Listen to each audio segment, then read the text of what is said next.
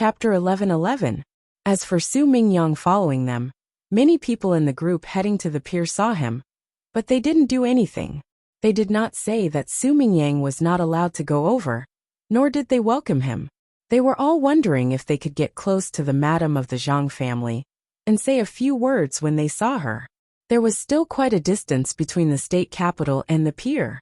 It was not yet midnight, only a quarter to the afternoon. There were still 40 minutes to go.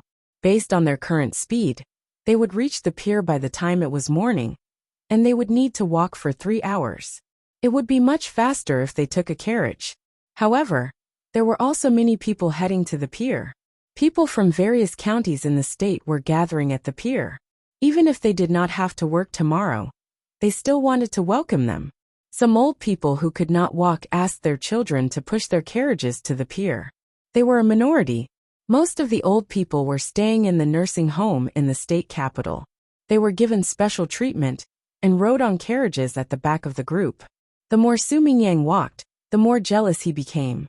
With the help of the torches by the side of the road, he could clearly see the heartfelt smiles on many people's faces. The children were also jumping forward. From time to time, a few children would play around with the adults. It was truly a festive atmosphere. However, this atmosphere had nothing to do with Su Mingyang. When other places celebrated the Hungry Ghost Festival, there would also be activities organized by various places. Some were organized by the people themselves, and some were organized by the government. Regardless of which, when the local officials went out, they would definitely be supported by the local upper class. Even the rich would have to greet the officials first if they wanted to bring their old and young to play. Luzhou's Hungry Ghost Festival was lively, and it was even more lively than the one in the capital. However, it seemed to have nothing to do with him. He was a dignified official, and yet he was deliberately forgotten. The more lively the streets were, the more lonely he felt. I don't believe that you, Zhang Qiao, dare not admit that I'm Luzhou's provincial governor when I'm questioned. The people are ignoring me, and you, Zhang Qiao, are not sensible? I'd like to ask who's in charge of Luzhou. Unruly people, a bunch of unruly people. I'll make you admit my position in front of Zhang Qiao. Su Mingyang secretly made a decision, intending to use the Zhang Wangshe to stabilize his position. With all kinds of hatred in his heart, he seemed to have forgotten about his fatigue as he walked. Su Mingyang, who usually did not train, actually followed Luzhou's group for 3 hours and arrived at Luzhou's pier. He looked at the brightly lit water surface as he waited for the arrival of the Zhang Wang clan. At the port, all the large ships were gone. They were either arranged outside or hiding in the upper reaches of the river to make way for the fleet that was about to arrive. The river was almost full of small boats, and each boat had a string of lanterns hanging on it. There were also all kinds of petals that Su Mingyang couldn't name floating on the water. There were pink, red, white, and even blue flowers. It made people feel that it was no longer the original dock, but a sea of flower boats. As the sea breeze blew, there seemed to be a faint fragrance of flowers, accompanied by the shadows of the coconut forest and kapok trees. The people who had rushed over had already gathered in groups of 3 to 5, whispering to each other. There were also people in charge of delivering all kinds of food to the people who were resting on the ground. There were local dried fruits, all kinds of dried fish, shrimps, kelp slices, and seaweed. Every once in a while, there would be a place with fewer people around. There were people in charge of boiling water for the people who came over to drink. There were also people who specialized in making rice noodles, fruit pancakes, and sugar blowers. Su Mingyang felt hungry when he smelled the fruit pancakes. He was too busy being angry earlier that he forgot to eat dinner. He was mainly waiting for others to celebrate the Hungry Ghost Festival with him before eating. He felt around in his sleeve pocket. Fortunately, he brought some money. The fruit pancakes cost 2 copper coins each. There were eggs and fruits in them. Since it was by the sea, they even added sea hares and other things. It was very unique. Su Mingyang took out 2 copper coins and walked up to a cart selling fruit pancakes. He lowered his head and handed the pancakes over. He said, "Give me one. Put more chopped green onions, put more sweet sauce, and make it more salty." The person guarding the stall swiftly gave one to Su Mingyang. When he turned around and handed it over, He did not take the money and said, "I don't want money. I'm working for free today. Everyone else's food is free as well. How can I take money from you? It doesn't make much difference. Eat. You'll have the strength to wait for Madame Zhang when you're full." Su Mingyang was jealous again. Fuck. Madame Zhang isn't here yet. But someone is already working for free. What fruit pancakes? They don't taste good at all. After taking a bite, Su Mingyang cursed resentfully in his heart. He put the 2 coins away and saved money. In truth, Su Mingyang did not spend any money when he ate outside. He had set a rule that he was responsible for giving a sum of money to Provincial Governor Lu Zhou and his family members. Whenever they came out, no matter what they bought or ate, they would not be charged. The seller would reimburse them when the time came. He was afraid that they would recognize him, so he took out the money. In the end, he still enjoyed the same treatment without revealing his identity. However, this was not the treatment he wanted. Although there was a small bridge over a flowing stream, an artesian well, a pond and birds chirping in the trees, and he did not have to worry about food and clothing, he always felt like someone was giving him alms. The most infuriating thing was that when he lived in the mansion, he felt that there was something wrong with it. He wanted to change it, but no one was allowed to do so. He had to keep it the way it was. It was indeed good. He did not know who designed it, but it was almost as if there was a scenery with every step. The problem was that the original scenery was built when Zhang Zhong lived in the mansion. If the local policy did not allow him to change it, could he not change his own house as well? Last month he secretly changed the aisle. He changed the original straight path into a curved path. The section that just entered the mansion was about 30 meters long. There was a back door. In the end, it was seen by the people who came to deliver the daily necessities. When they returned, they told others. Then, on the afternoon of the second day, a group of people gathered outside the mansion with tools in their hands. They said that they were helping him fix the path. They said that the original path was good, and that it was easy to step in the mud when walking. There was mud in other parts of the path. That was because he had just finished fixing the path, and did not have time to plant flowers or lay stones around it. As a result, he watched helplessly as the path that his family had worked so hard to fix was changed back by the people. Zhang Zhong had been gone for so many years. Why was the courtyard not allowed to be touched? The more Su Mingyang thought about it, the angrier he became. He bit down on the pancake, as if he had bitten all the hateful people to death. When he finished eating, he felt that he had put too much sauce and was thirsty. He turned around and asked for water to drink. At the same time, he looked for the toilets at the dock, afraid that he would not be able to squeeze in. Just like that, he waited for about half an hour. From afar, a small boat with a lantern was rowing like an arrow. The people on the boat shouted at the top of their lungs, "They're here. Madame Zhang and Madame Wang are here. They're in formation outside, and will enter the harbor soon. Quick, those who are sitting, get up." After the shout, Su Mingyang found that the people sitting beside him had all stood up, and stood in an orderly manner. No one squeezed forward like an army. Others did not squeeze, but he squeezed.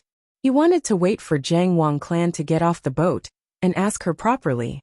Under the unhappy stares of others, Su Mingyang squeezed to the front. To be precise, he was in the second row. He did not dare to squeeze in the first row as it was too obvious. This was because there was a group of children of about the same height standing in the first row. Each child was holding a bouquet of flowers in their hands. It looked like they were going to present flowers. They only know how to go through the motions. What is there to present? The flowers can't be eaten or drunk. Oh, are you setting up a formation? Are you tired? While Su Mingyang was criticizing the arrangement of children presenting flowers, he saw the small boats rowing on the water surface. He also did the same. He saw that the small boats on the water surface seemed to have been trained. They were rowing in a very orderly manner. As they rowed, the small boats that were originally floating on the water formed 4 large circles, and moved to the side to make way for the main waterway. As the waterway opened up, the silhouette of a large ship appeared in front of them. The large ship was also lit up by flames. It was brighter than the light from the lanterns. It was obvious that the ship was powered by electricity. It was also colorless, and reflected the fluttering flags. "Here it comes, here it comes." Su Mingyang took a deep breath. He planned to wait for Jiang Wang clan to get off the boat and immediately rush forward with the children. He wanted to catch Jiang Wang clan and ask her about it. He took a deep breath and slowly exhaled. The crackling sound of firecrackers scared him. He cursed in his heart and endured it. He waited and waited. Finally, the flagship approached. A wide gangplank was placed on top of it. A group of people slowly walked down from the ship. Some were dressed as maids, some were dressed as guards. In the middle of them were Jiang Wang clan and Madame Wang. Su Mingyang was ready to rush forward at any time. At this moment, the leader of the children in the first row shouted, "Greetings to the provincial governor's wife. Greetings to the first-rank honorary lady." Then the other children shouted in unison, "Greetings to the provincial governor's wife. Greetings to the first-rank honorary lady." Then the people in the first few rows who heard the voices shouted, "Greetings to the provincial governor's wife. Greetings to the first-rank honorary lady." After 3 shouts with a crashing sound, everyone knelt down on the ground. The children ran forward with flowers in their arms. Su Mingyang was dumbfounded. Apart from the people who were coming down from the ship, his height made him stand out. He stood there like a stick. It did not matter if he was tall or a stick. What made him uncomfortable was that if others only addressed him as the provincial governor's wife, he did not have to do anything. He was also a provincial governor. However, others addressed him as a first-rank honorary lady. He was only a third-rank official. If it were not for Lu Zhou's growing importance and prosperity, he would only be a fourth-rank official. Although Zhang Zhong was the Minister of Works and a third-rank official, he had a first-rank official title in name only. When he was rewarded, his wife would naturally be a first-rank honorary lady. The entire Zhang Zhong and Wang family were officials, including the youngest children. Should he greet a first-rank official or not? If he went over to greet her, he did not have to kowtow. However, his status would be lowered. When he wanted to question her, he would not have the confidence to do so. He would have unknowingly raised Zhang Qiao's status. If he did not greet her, and it was another first-rank honorary lady, they would think that he was impolite. Even if the case was brought to Hanyuan Palace, he could just say that he was too happy and neglected it. The problem was that she might not need to go to Hanyuan Palace. Her children were rushing over by land, and he did not know when they would arrive. At that time, there would be no need for her eldest son, Zhang Xiaobao, to do anything. The 9 little fellows together would be the inspector of Great Tang. If he offended their mother, she would directly accuse him. If he was really convicted, it would not be as simple as being impolite. He would be added 5 ranks. At that time, losing his official position would be considered a light punishment.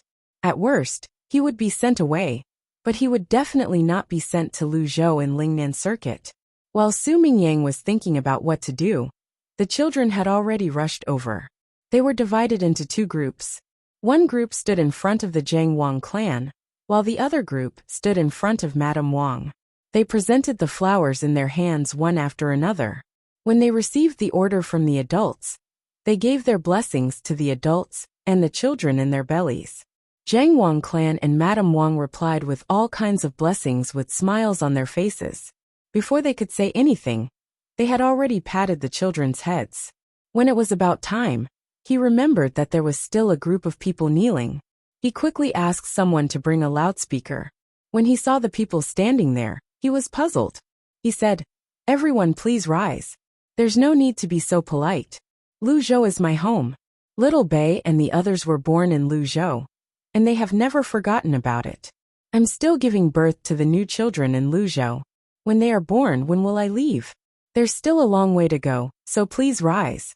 Whoosh, there was a burst of happy noise. No one had arranged for the training in advance, so it was very chaotic. During this period, there were also the happy shouts of children. When the sound stopped, everyone stood up one after another. In fact, the people at the back did not hear what Jiang Wang clan said at all.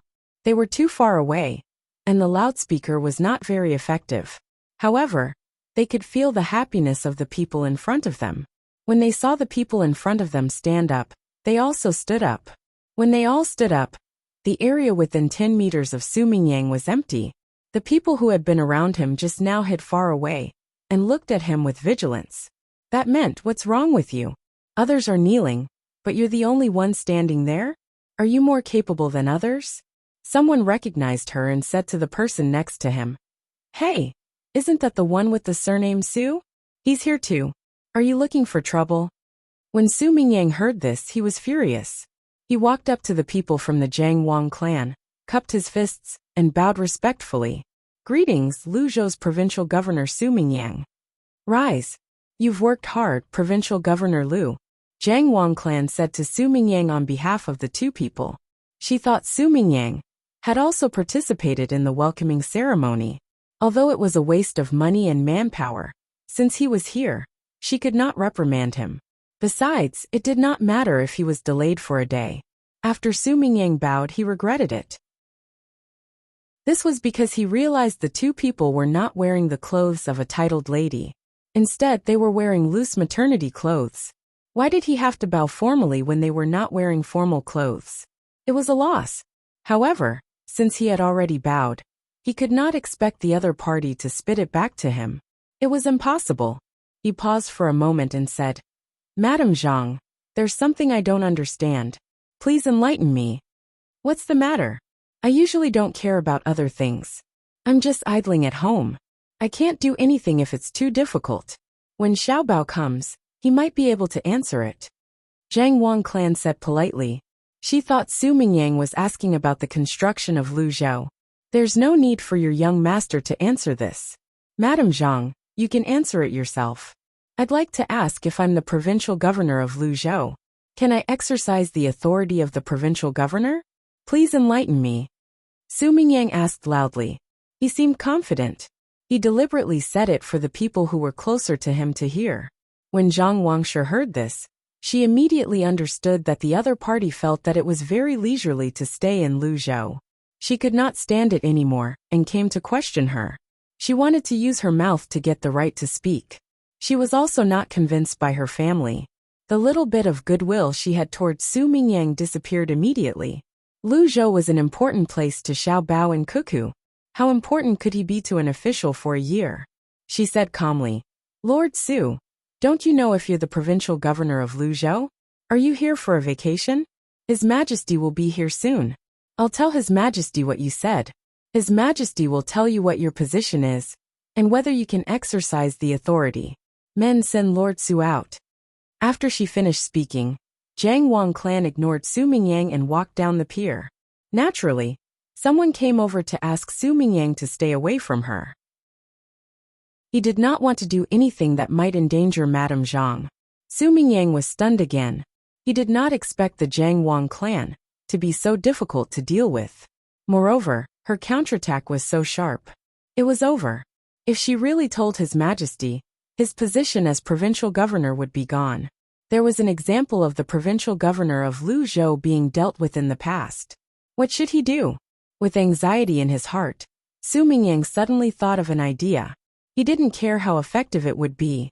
He shouted, "Madam Zhang, this official was drunk. Just now, I may have spoken nonsense. Please forgive me." This time, he did not dare to call himself this official. He changed it to this official, which meant that he was apologizing and looking for an excuse. The Jiang Wang clan did not bother to respond to him. She knew that it was useless to say anything. What Su Mingyang said earlier had been heard by the people of Luzhou. It would not take long for the news to spread. When her children arrived, the emperor would definitely come out to visit them incognito. If he asked any of the people, how could the people not complain? It's too late. He spoke so loudly just now. What was he thinking?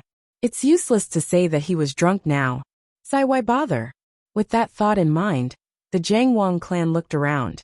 She was looking for a carriage. Her belly was big. It was impossible for her to walk to her own restaurant. The restaurant here was the signature restaurant of Sea Cloud Inn. She and Madame Wang needed a stable carriage, the kind with shock absorbers under the carriage. After looking around, she did not see any carriage. She was puzzled. Could it be that the local family members were less capable, because they were far away from the main family? While she was thinking, the crowd in front of her suddenly moved aside. 16 people stood out from the crowd. There were wooden rafts under their feet. An old man stepped forward and said respectfully to the Jiang Wang clan, "Madams, are you tired from the journey? Do you need to rest? We've prepared transportation. This way, please." As he spoke, the 16 people divided into 4 directions and lifted the wooden rafts. There were 16 people on the wooden rafts to carry. Another person laid a thick cotton mattress on top of the wooden rafts.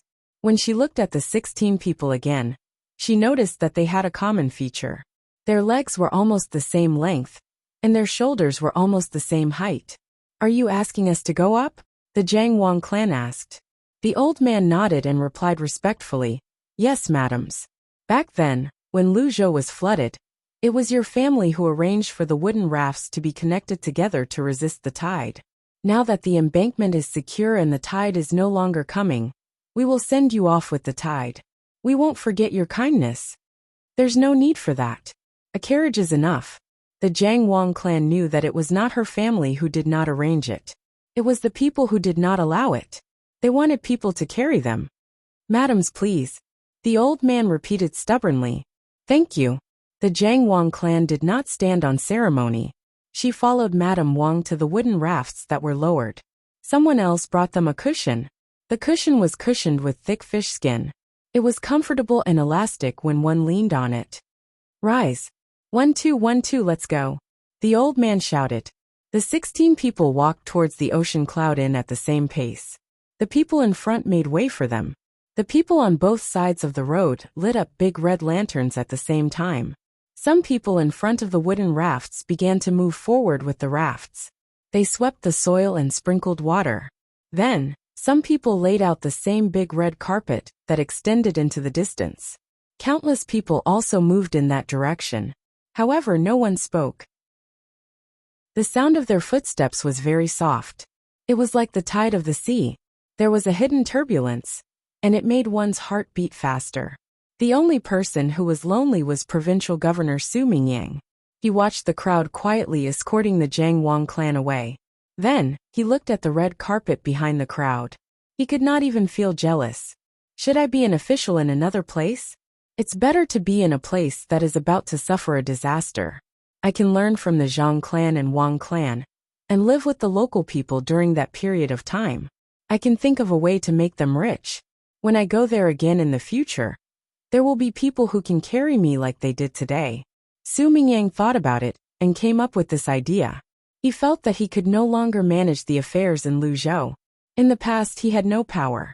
Today he had offended people. Even if the emperor did not pursue the matter, and the Zhang clan and Wang clan did not pursue the matter, the people of Luzhou would not treat him the same as before. Even if the emperor came, he would not be able to enjoy such treatment. He wondered if he could tell His Majesty about what had happened tonight when he met His Majesty. If His Majesty got angry, perhaps His Majesty would give him more power in Luzhou. With this thought in mind, Su Mingyang's mood improved again. He was not afraid that the Jiang Wang clan would badmouth the emperor and put him in a sad position. The more the Jiang Wang clan badmouthed him, the more the emperor would think. Su Mingyang, who was happy, planned to go back to the mansion first and think about what to say. However, after taking 2 steps, he suddenly found that it would take at least 3 hours to go back. It was so far away, and he was exhausted. The procession moved forward. No one noticed that there were a few people who were not from Luzhou. There were adults and children in the procession. After the 2 madams were sent to their destination, the crowd dispersed. When they were ready to go back to their own homes to celebrate, a few extra people appeared in the crowd and looked at each other. For a moment, they did not know what to do. Logically speaking, we should also enter Ocean Cloud Restaurant and rest in the courtyard behind it, right, Your Majesty? Zhang Xiaobao asked Li Longji, who had insisted on stopping the group so that he could personally conduct a private investigation in disguise. They were not too late. When they arrived, the Jiang Wang clan had not arrived yet. When the others were kneeling, Li Longji and the other adults sat down. Zhang Xiaobao, Wang Wan, Xiaobei, and the other 9 children were kneeling. As for Pan and Pan, they were with their mother and did not come. They were too young and could not afford to go through so much trouble. Now that the Jiang Wang clan duo had gone to rest, Li Longji and the others were homeless. Li Longji could not go in quietly to rest. He had to be welcomed by the people as well. It was not that he wanted to go through so much trouble, but this was a matter of etiquette. If he did not let the people welcome him, it would affect the Zhang Wang clan duo. The two madams were welcomed by the people, but the emperor was left alone. How could he let the two of them stay? Xiaobao, it's all your fault. Why did you have to come at this time? Look, you can't find a place to sleep tonight, right? Li Longji pushed the blame to Zhang Xiaobao. Xiaobei could not accept it and said, Uncle Emperor, you have to be reasonable. You told us to come here because my mother comes at night. That's why we came here at night. Why didn't your brother let your mother come during the day? Li Longji found another reason. What's the difference between day and night? There are many people here, and there are lanterns to watch at night. It's more fun than during the day, Xiaobei said as she pointed at the lanterns around them. We have a place to stay during the day. Where are we going to find a place at night? An inn. Apart from your sea cloud room. I reckon the other places have been booked by people who are tired of walking. That's the difference, Li Longji argued with Xiaobei. Xiaobei considered it for a moment before she nodded. Then, she shook her head and said, We'll be exposed during the day. The people who came with my mother will recognize us. Uncle Emperor, look, some of them aren't going back. They're planning to hold a bonfire party there. Unfortunately, they only set off firecrackers for a while. If they keep playing, it'll be like the new year. If they keep playing, they'll scare our mother. Stupid, little Yuan chimed in. You're the stupid one. Can't they play further away? Let's join in the fun. We'll meet back tomorrow morning. It's too late. I'm tired from walking. I can't go back now. Xiaobei was eager to join in the fun as well. Li Longji turned to look at Zhang Xiaobao and said, Xiaobao Luzhou, don't tell me you only care about your family's well-being and didn't prepare an estate for me? Do you really think Luzhou belongs to your family and want to be independent?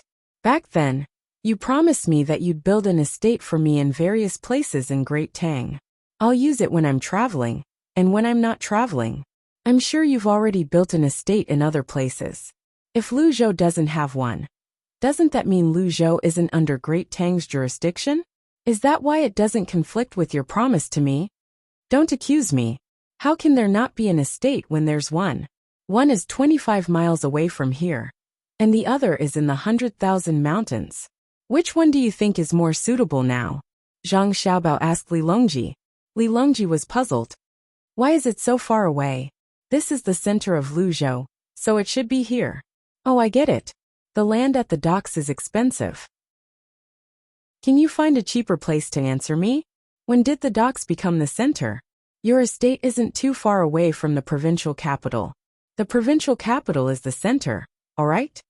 Zhang Xiaobao gestured a few times to prove that he was not wrong. Realization dawned on Li Longji.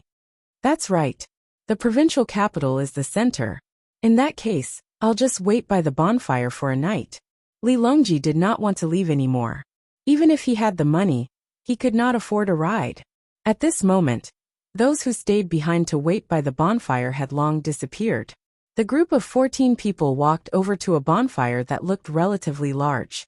The 14 people were Little Bei Zhang Xiaobao, Wang Wan Gao Lishir Wang Ju, and Li Longji.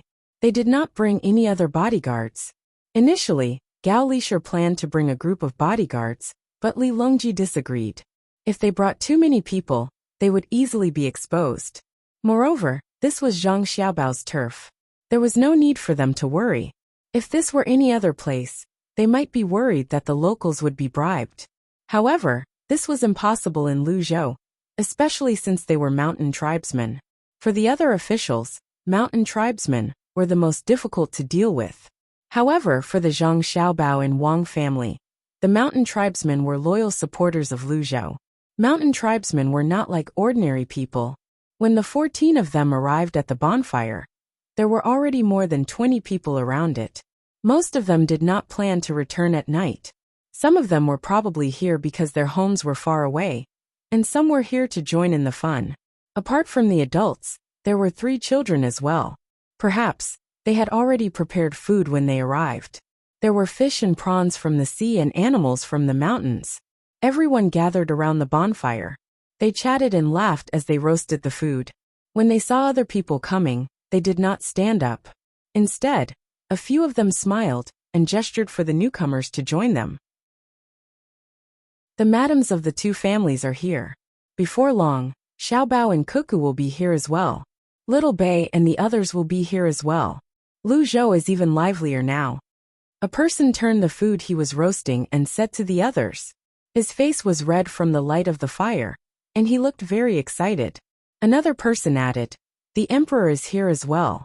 That's the emperor we're talking about. Ordinary people can't see him. Only those who went to Jili province last time had a chance to see him. Unfortunately, when they came back, they only said that they saw the emperor and asked him to describe the emperor's appearance. However, he said that he was nervous and forgot. What's there to be nervous about? It's just meeting the emperor. If it were me, I would remember the emperor's appearance and tell others when I come back. You said that you're not nervous, but when the time comes and you really see the emperor, I don't think you can stand still. I heard that many people are coming. There are 100,000 soldiers guarding the emperor. How majestic. Another person chimed in. It's 200,000 soldiers. How can 100,000 soldiers be enough when the emperor is traveling? The person who spoke first corrected him. When Little Bei heard that, he giggled. Kid, what are you laughing at? Do you think it's only 200,000 soldiers? If it's not enough, I think it's possible for them to send another 200,000 soldiers. Another person explained his judgment when he saw Little Bei laughing. Little Bei asked, "How are we going to feed 200,000 soldiers? It's not like we're traveling by water. We're traveling by land. How many people are going to deliver food for 200,000 soldiers? If we only eat the game in the forest, it won't be enough for 200,000 people. How are we going to feed the villages along the way? Even if we eat all the people in the villages, many of the guards will starve to death. In my opinion, apart from the guards and the other people, 30,000 is more than enough. Who would dare to play tricks and intercept us midway? How many people can they send? If they want to beat 30,000 armed soldiers, even 100,000 soldiers won't be enough." Kid, don't talk nonsense if you don't know anything. 30,000 soldiers aren't impressive enough. Here, eat something to shut your mouth. One person gave Little Bei, and the others a deer to fill their stomachs. When Little Bei saw that others were treating her like a child, she pouted unhappily. When she saw that the other party also had 3 children, she ignored the adults. She touched her backpack and went to talk to the 3 children. She brought candies and other things. Li Longji ate while smiling and listening to others talk. Some people brought wine as well. They gave 2 leather pouches to the people who came later to liven things up. Li Longji took a sip. To his surprise, it was strong wine. He swallowed a mouthful of meat and exhaled deeply. He said to the person who spoke first, "His Majesty must be bored out of his mind. Xiaobao and Cuckoo are here to visit their relatives. Why is he here as well? Everyone knows that Lu Zhou belongs to the Zhang family and the Wang family, not His Majesty. His Majesty can't control Lu Zhou, right?" When Xiaobao heard this, he immediately knew what Li Longji was planning to do. He actually dared to test Li Longji in front of him. What a petty person. Even if he got a positive answer, what could he do? In the past, the people of Lu Zhou were always causing trouble. Could he do anything about it? As expected, he had nothing better to do. In truth, Li Longji did not plan to do anything. He only wanted to see if the answer was the same as what he expected. He had a feeling that wherever the Zhang family and the Wang family went, the people only knew about the Zhang family and the Wang family. They did not care about him, the emperor. However, as soon as he finished speaking, the 20 or so people who were eating glared at him. One of them glared at him and said, "What do you want? Let me tell you, Lu Zhou belongs to Great Tang. Are you a troublemaker from elsewhere? Are you trying to get us to help Xiaobao and Cuckoo rebel? Tell me, where did you come from? That's right. Why haven't I seen you before? Although Lu Zhou isn't young, there's a group of children and a few adults here. I should know 1 or 2 of them, right? I often drive my sports car around Lu Zhou. If you don't tell me, don't think you can leave in peace today." As the person spoke, he was about to make a move. Zhang Xiaobao hastily said, "We live nearby. We've been here for more than 10 days. We should have returned to the inn, but we followed you here because we were happy. We don't have any other intentions. We just feel that the emperor is far from being praised by others just by moving his mouth. Compared to the Zhang family and the Wang family, we're indebted to, we have to prioritize first. If we're talking about who's better, the Zhang family and the Wang family should be at the front, while the emperor should be at the back. Right? What's right? You're wrong. The emperor is a good emperor. He should be at the front. Back then, if the emperor didn't ask Lord Zhang and the others to come here, Lu Zhou would have been finished. I don't think it would have been able to recover until now. How many people would have died? Although there weren't many of them back then, that's all.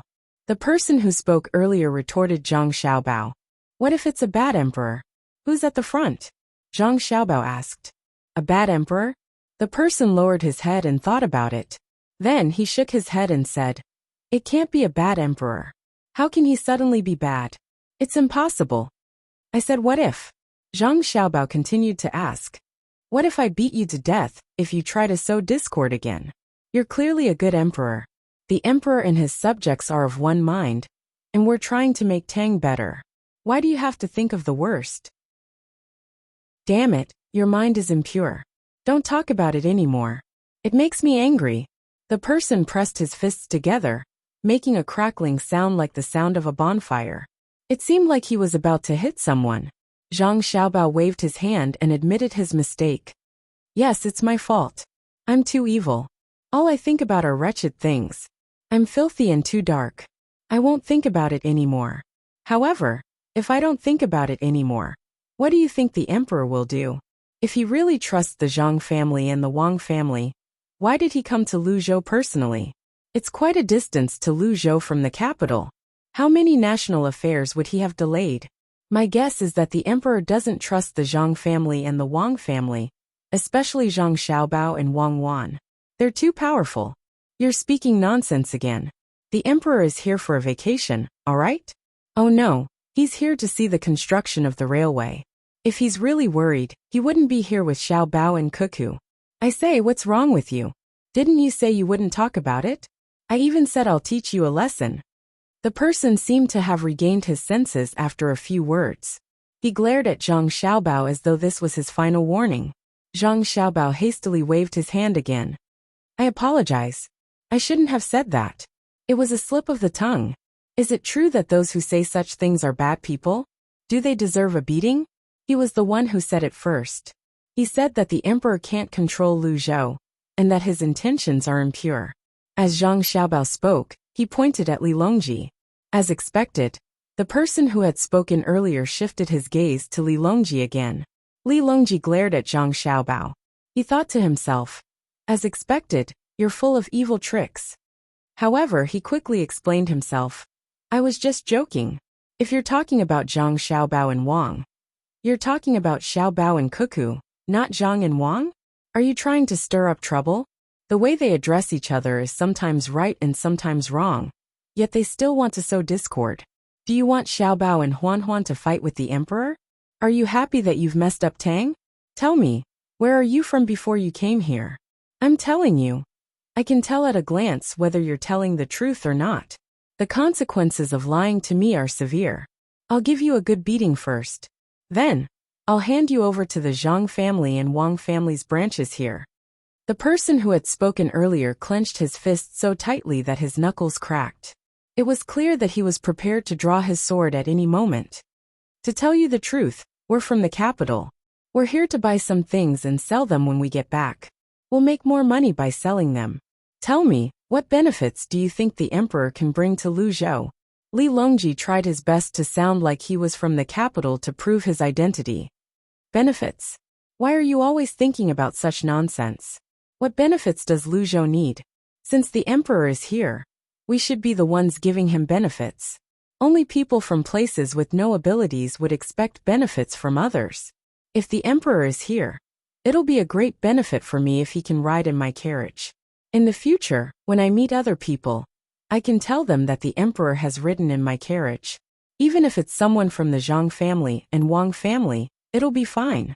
If we're talking about benefits, the emperor might be able to give us benefits.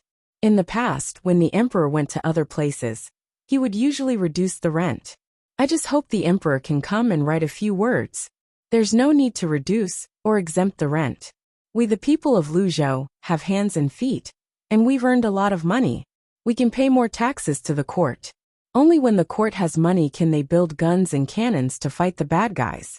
The person said with yearning. When he was happy, he would even chuckle twice.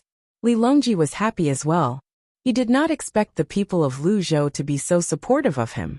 At the same time, they were prideful and did not need help from others. If there was a similar place to compare, it could only be Sanshui County. The people of Sanshui County were the same. They did not need any help from the court. Moreover, they tried their best to pay more rent. When they arrived at the capital, they were unlike the people from other places, who were shocked and amazed by everything. The people of Sanshui County acted as though they owned the capital. The people who lived in the capital did not dare to look down on the people of Sanshui County. After all, the people of Sanshui County were too famous. Let's drink. Li Longji raised the leather pouch in his hand and gestured to the person. They drank a mouthful of wine at the same time. Then he wiped his mouth with his hand and said, "Guns and cannons to fight the bad guys? Does our Luzhou need to fight the bad guys as well? Luzhou shouldn't be a bad guy. I'm not a bad guy as well. I was just testing you earlier." "You're testing us? We don't need to be tested by others. We'll test ourselves with our own conscience. We know who's good and who's bad. If you're talking about bad guys, there are. Last month, the gunships were deployed to fight them. First, the gunships stationed at the lighthouse opened fire. In the end, there were too many of them. They surrounded the lighthouse and didn't dare to get close. Later on, the gunships were deployed and sunk all of them. The person waved his fist as though he was the one who sunk the ships, and not the gunships. Is that so? Why didn't I know about it?" When Li Longji heard this, he turned to look at Zhang Xiaobao, who was munching on a deer leg. Zhang Xiaobao nodded vigorously. After swallowing the meat in his mouth, he drank another mouthful of wine to smooth out his thoughts. Then he said, "Yes, it's a group of tribes and small countries in the southwest. To be honest, we can't blame them. Our ships are good. They're specially built to work together to fish. Since the lighthouse was built, our ships had to go there as well. There's no rule about who's in charge of the sea. Most of the time, it's fine as long as we don't get too close to the shore. Moreover, our fishing tools are slightly more advanced. For example, we use Ganzi lanterns to light up the night. They can only use oil lamps. The difference between the two of us is huge. Most importantly, we don't allow them to go up to the lighthouse. It's not easy for them to go out to the sea. When they reach the lighthouse, they'll have to go back when they're almost done with their food. Our people pack up their things when they go and put them in the nearest lighthouse. When they run out of food on the ships, they go to the lighthouse to ask for food, including fresh water. After comparing with each other, they feel that our things are better and wanted to buy them. They even discuss with the lighthouse, saying that they'll also store their things, especially fresh water. However, that's obviously impossible. If they really get used to it, we won't even know when they'll take over the lighthouse. So they banded together to bully our fishing ships. When the fishing ships saw that they had a lot of people, they went to the lighthouse. The lighthouse sent people with guns to protect the fishing ships. There was often bloodshed. Later on, they were forced into a corner, so they sent a larger group to the lighthouse to cause trouble. The gunships were dispatched and fired. They didn't remember how many times they did it. In any case, there was constant friction, and they kept getting the short end of the stick. Otherwise, why would they go and cause trouble for us? There's no reason to talk about a weak country. After Zhang Xiaobao finished speaking, he looked like he couldn't care less. He lowered his head and continued to eat the deer leg. Chapter 11-12. Li Longji nodded. He understood. Indeed, a weak country had no diplomatic relations. Fortunately, Tang was not weak. It would only grow stronger in the future. When Li Longji saw how knowledgeable Zhang Xiaobao was, he knew he must have received information before this. He asked, "Why didn't you tell me earlier?" "It's not a big deal. Why should I tell you? You're so busy. I'll tell you when there's something more important. For example, did Lu Zhou send troops to defeat them? Zhang Xiaobao said with a smile. That's right. It's a small matter. I know about it. If you didn't ask me, I wouldn't have told you. Little Bei whispered to the children. She did not forget to pay attention to the situation here. When she heard her brother mention the bullying, she spoke up. Nowadays, they were the first to pass on information. They were not expected to come up with any good ideas. They were only asked to understand the situation. Hence, when they were together, they were the first to read the information. However, they were not allowed to hide anything. Even if the information was given to them by their subordinates, they were not allowed to hide anything. Good. Little fellow, you're amazing as well, Li Longji praised. He almost said Little Bei. The people who were eating were puzzled. Earlier, these people said they had just arrived from the capital and did not seem to know anything. Why did they suddenly know about the deployment of the gunships? Are you really in the business? One of them asked. At the same time, he brought over a few freshly grilled oysters. The oyster sauce and garlic were smeared on the oysters. Zhang Xiaobao took the oysters and thanked the person before he replied. Yes, we're in the business. We're in a big business that benefits the country and the people. We're not ordinary people. Oh really? Did you pay for the academy?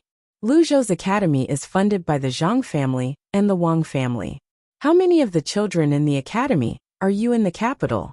Do you provide clothes or food? The person who brought the food over asked. It seemed like only merchants who helped the academy were good merchants.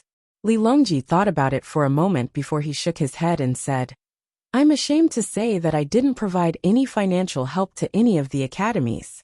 I didn't help the small academies, but I did help the big academies. However, the effect wasn't obvious. They're far inferior to the Reeds and Reeds Academy. Instead of studying diligently, those with ambition went to the Reeds and Reeds Academy. Even if it was not easy to graduate from that academy, they were still willing to squeeze in. Just thinking about it made him feel hateful. Why couldn't my academy do the same? In the future, I'll find an opportunity to ask for the Jinjia Academy. Don't give it to the Zhang family and Wang family. It's not theirs anyway, it's by shoes. Huh? Boast. Boast with all your might. You want to get the Reeds and Reeds Academy? Haha, it's not that I'm looking down on you. But if you really don't want to go, yes, it's by Darren's, but it's also the Zhang family and Wang families. It's right next to the restaurant between the clouds and the water in Sanshui County.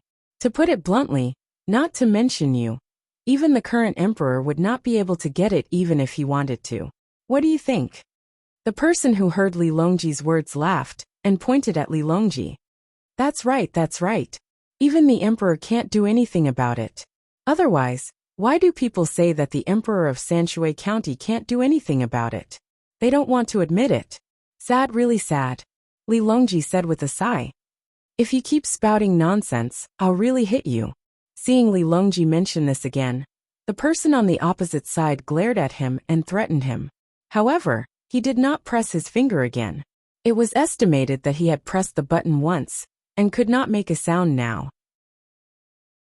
Another person followed and said, You said that you were from the capital. Don't you know that the Reeds and Reeds Academy is a place for the emperor to cultivate talents? You said before that it's not easy to graduate from the academy, but why don't you say that once you graduate from the academy, you can immediately be arranged to be a capable official in charge of a region? Yes, it's for the emperor to cultivate. That's awesome. The Reeds and Reeds Academy is awesome. Those who come to take the imperial examination don't need to cheat. They rely on their true abilities and won't fail the examination. Moreover, it's more convenient for them to be arranged than other people in the examination. He can be assigned to any position he wants, unlike some people who were ranked at the top during the examinations. But when it came to the specifics of being a local official, they were clueless. This year's top scorer is Zhang Xiaobao, and the fall quarter examinations are coming soon. We still don't know who it will be. Hopefully, there will be someone more impressive than Zhang Xiaobao. Someone who can casually write songs. Li Longji deliberately said that. In fact, he was mocking Zhang Xiaobao. You could have just written a poem when you have nothing to do. Why did you have to spend so much effort to write songs? There are so many words. It's obvious that you're just making up the word count. There can't be a better top scorer than Xiaobao, unless it's Xiaobao's father, the provincial governor of Luzhou. Oh, he's now the Minister of Works in the imperial court. He and his father are both top scorers.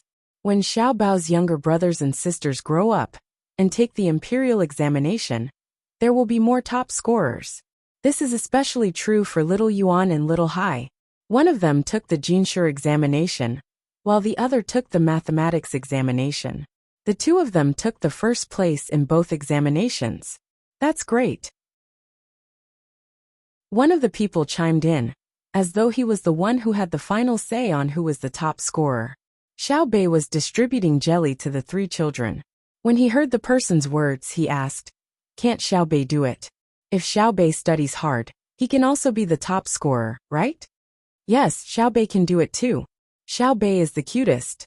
The person who spoke earlier quickly praised Xiaobei again. Xiaobei narrowed his eyes in satisfaction as he chuckled. Li Longji accompanied the other party and chatted with them. As they chatted, the sky started to brighten. Thinking that his team should be arriving soon, Li Longji discussed with the person who said he had a car. "Let's go. We're going to a place in a while.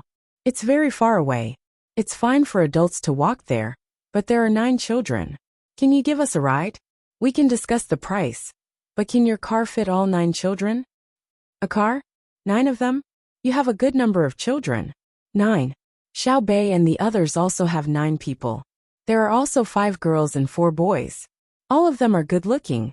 If someone doesn't know better, they'll believe you if you say they're 9 patrol inspectors, right?"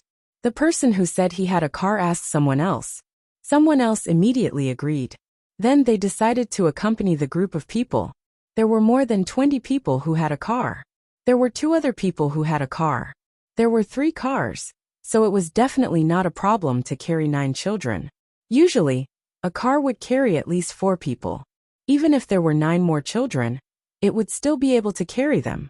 They could bring the other 3 children along with them. As for the money, they did not ask for it. Today was a good day, and they did not lack a day's pay. Everyone was happy together. After the children got into the car, Zhang Xiaobao pointed in the north and said, "Head north." Some of them were local, so they naturally bade farewell to the others. Apart from those who also lived in the north, the others also rushed back to their homes. They wanted to have a good rest. When the emperor arrived, they would have to welcome him again. The carriage traveled on the paved road. Li Longji, who was here for the first time, could finally see more of the scenery during the day. The road before him, the books by the roadside, and the gardens behind the trees made him feel that Luzhou's situation was not inferior to that of the capital. In fact, the number of gardens in Luzhou surpassed the number of gardens in the capital. It was not a continuous stretch of forest. Instead, it was a garden formed behind a few rows of trees.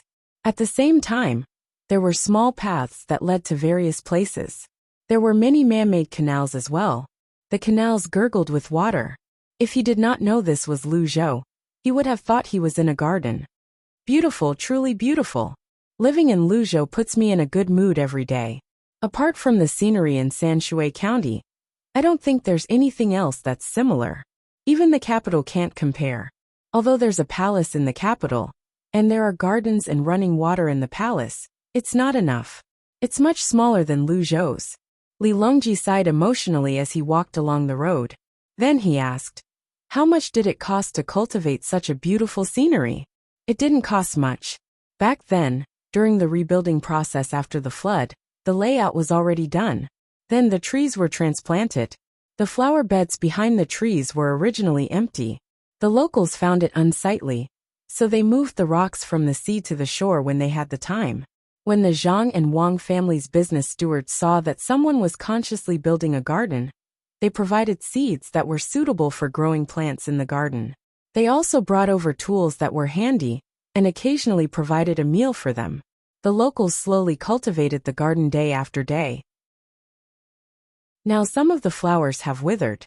If you look closely, you'll see that even the withered flowers weren't picked up by the locals. Instead, they were piled up under the flower beds in the garden. They were waiting to be dried and used as fertilizer. Hence, the locals consciously protected Luzhou's environment. Even the youngest children wouldn't pluck the flowers. When they encountered insects, they would even take them down and trample them to death. Hence, the beauty of the garden isn't just its own beauty. Zhang Xiaobao explained the formation of the garden. Little brother, you know quite a lot. That's right. None of us in Luzhou plucked the flowers. When we pass by, we'll help those who were knocked down by the wind and rain. We want Luzhou's garden to be the largest and best in Tang. This is our home. If the flood destroyed it, we'll rebuild it. However, we're worried that we'll destroy our own home. If that happened, we'd lose our home even if the flood didn't come. Every one of us is meticulously taking care of every inch of land and every plant. We tell ourselves that it wasn't easy for us to have such a good life. We're also waiting for Governor Zhang to come and take a look. Unfortunately, Governor Zhang is still in the capital this year and isn't coming. However, it's good that the two madams, Xiaobao, and the others are coming. I'm sure they'll be very happy when they see this. There's also the crocodile garden in the distance. We've built a bridge and guardrails above the swamp where the crocodiles live. The crocodiles can't go up and can only stay below. If you want to see the crocodiles, you can just stand on the bridge and watch. It's free. You don't have to spend any money. All the places are free, including the children's amusement park. It's the one with the huge maze. However, it costs money to feed the crocodiles. We'll use the money to repair the amusement park and the place where the crocodiles live. The coachman waved the whip in the air leisurely as he explained other things to Li Longji and the others. Li Longji thought of the amusement park in Jili province and asked, "The amusement park doesn't cost money? What about the food?" "No. Those who go to the amusement park are either local children or those who have the money to bring their children on a trip. Most of them are businessmen who do business and bring their children out to broaden their horizons. When they look at the goods, they'll hand their children over to the amusement park. The taxes they pay for the goods they buy will naturally help Luzhou. Since the local children won't accept money, their children won't accept money either. Unless they want to eat something that the amusement park doesn't prepare for them, they'll have to spend money to buy it. Our amusement park has a rule. If you want to buy something from the outside, you can't just buy food for your child. You have to buy food for as many children as there are in the amusement park. Otherwise, you're not allowed to send food into the amusement park. Even if your family is rich, don't think of making your child look more precious than the other children in the amusement park." The coachman said proudly. Li Longji remembered the same thing in Jili province. At that time, there was a provincial governor's child who wanted to cause trouble. In the end, Xiaobei taught his father a lesson. However, Xiaobei kept giving in to the child. In the end, the child insisted on mentioning his father. After that, it was over. Xiaobei didn't teach the child a lesson. Instead, she taught the adult a lesson. That child was really stupid. In Xiaobao's words, he was a child who cheated his father. When he thought of this, Li Longji laughed and said, "That's right. No matter what their status is in other places, as long as they're in a place with the same rules, they must treat the children as equals." Even Xiaobei and the others never show off how rich they are in front of the other children, let alone those who are extremely rich. Once there's a distance between them while playing, they will lose a lot of good friends. Even if someone comes over to cheer them up, they're not sincere. If they lose the happiness they deserve, what's the point of playing? That's right. No one can compare to our families Xiaobei and Xiao Yuan. The coachman was even more proud. Xiaobei, who was in the carriage, heard the conversation outside and muttered, "Whose family do we belong to?" "We belong to everyone. You belong to my family. When we grow up, this is how our brothers and sisters will arrange it," Xiao Yuan told Xiaobei. "You belong to my family. You can be my son-in-law. Otherwise, I won't want you anymore. In the future, I won't even give you candy." Xiaobei laughed as he said this. He felt that he was like other children, who would only play with them if they gave them candy. The coachman didn't hear any movement in the carriage. When it was noon, the group stopped to rest and eat. After an hour, they continued on their journey. When it was dusk, the first one who couldn't walk was Wang Ju. Her eyes were looking forward, hoping to see a large group of people quickly, so that they could escape from the sea of suffering. Li Longji and Gao Lisher were still able to persevere. But Zhang Xiaobao and Wang Wan didn't seem to be affected. Where exactly are you going? The coachman also noticed that Wang Ju was tired and asked in confusion. Just as he finished asking, many figures appeared in the distance. They looked densely packed. He was shocked. This is them. Ah, the emperor's group is here. The coachman wasn't stupid and guessed who it was. As soon as he finished speaking, Li Longji sat on the shaft of the carriage next to him and said, "We're going to meet up with them. We're in charge of being the vanguard. I've already fulfilled your wish." My wish? What wish? The coachman didn't understand why these people insisted on sitting on his carriage when they were about to meet up with the emperor, since they were supposed to be the vanguard. Xiao Bei poked her head out of the small window behind the coachman and said, "When we were eating at night, didn't you say that you wanted to use your carriage to meet the emperor? Now your wish has been fulfilled. Uncle Emperor is sitting on your carriage. Although it's only for a while, your other wish has also been fulfilled, because I'm sitting on your carriage and following you all the way." Chapter 11:13. The coachman was not stupid. As soon as he heard Little Bei's words, he immediately reacted. He looked at the person sitting on the shaft and thought about the 9 children on the other side. He was extremely excited. He no longer knew how to swing the whip in his hand. He hastily jumped off the carriage and opened his mouth. He did not know what to say. The other 2 coachmen did not hear Little Bei's words. When they saw the person in front of them jumping off the carriage, they looked at him curiously, wondering why he had jumped off the carriage. After a few breaths, the coachman with Li Longji on the shaft knew what he had to do. He kneeled on the ground and kowtowed to Li Longji. "Your Majesty, it's really you. Long live your Majesty. I told you, who would have such a bearing? Apart from the children of the Zhang family and the Wang family, no one else would have such a bearing." The coachman stopped and kowtowed. The horse pulling the carriage did not recognize the emperor and continued to move forward. Zhang Xiaobao hastily stopped the carriage. He said to the coachman who was kneeling about 10 meters behind him, "Get up and drive the carriage." "Yes, drive the carriage. His Majesty is in my carriage, and the children of the Zhang family and the Wang family are in my carriage as well. In the future, this carriage can no longer carry other people. I'll keep it. I'll buy a new carriage. Yes, I'll buy a new carriage and use a new carriage to carry people. I told you, who would have such a bearing? I told you."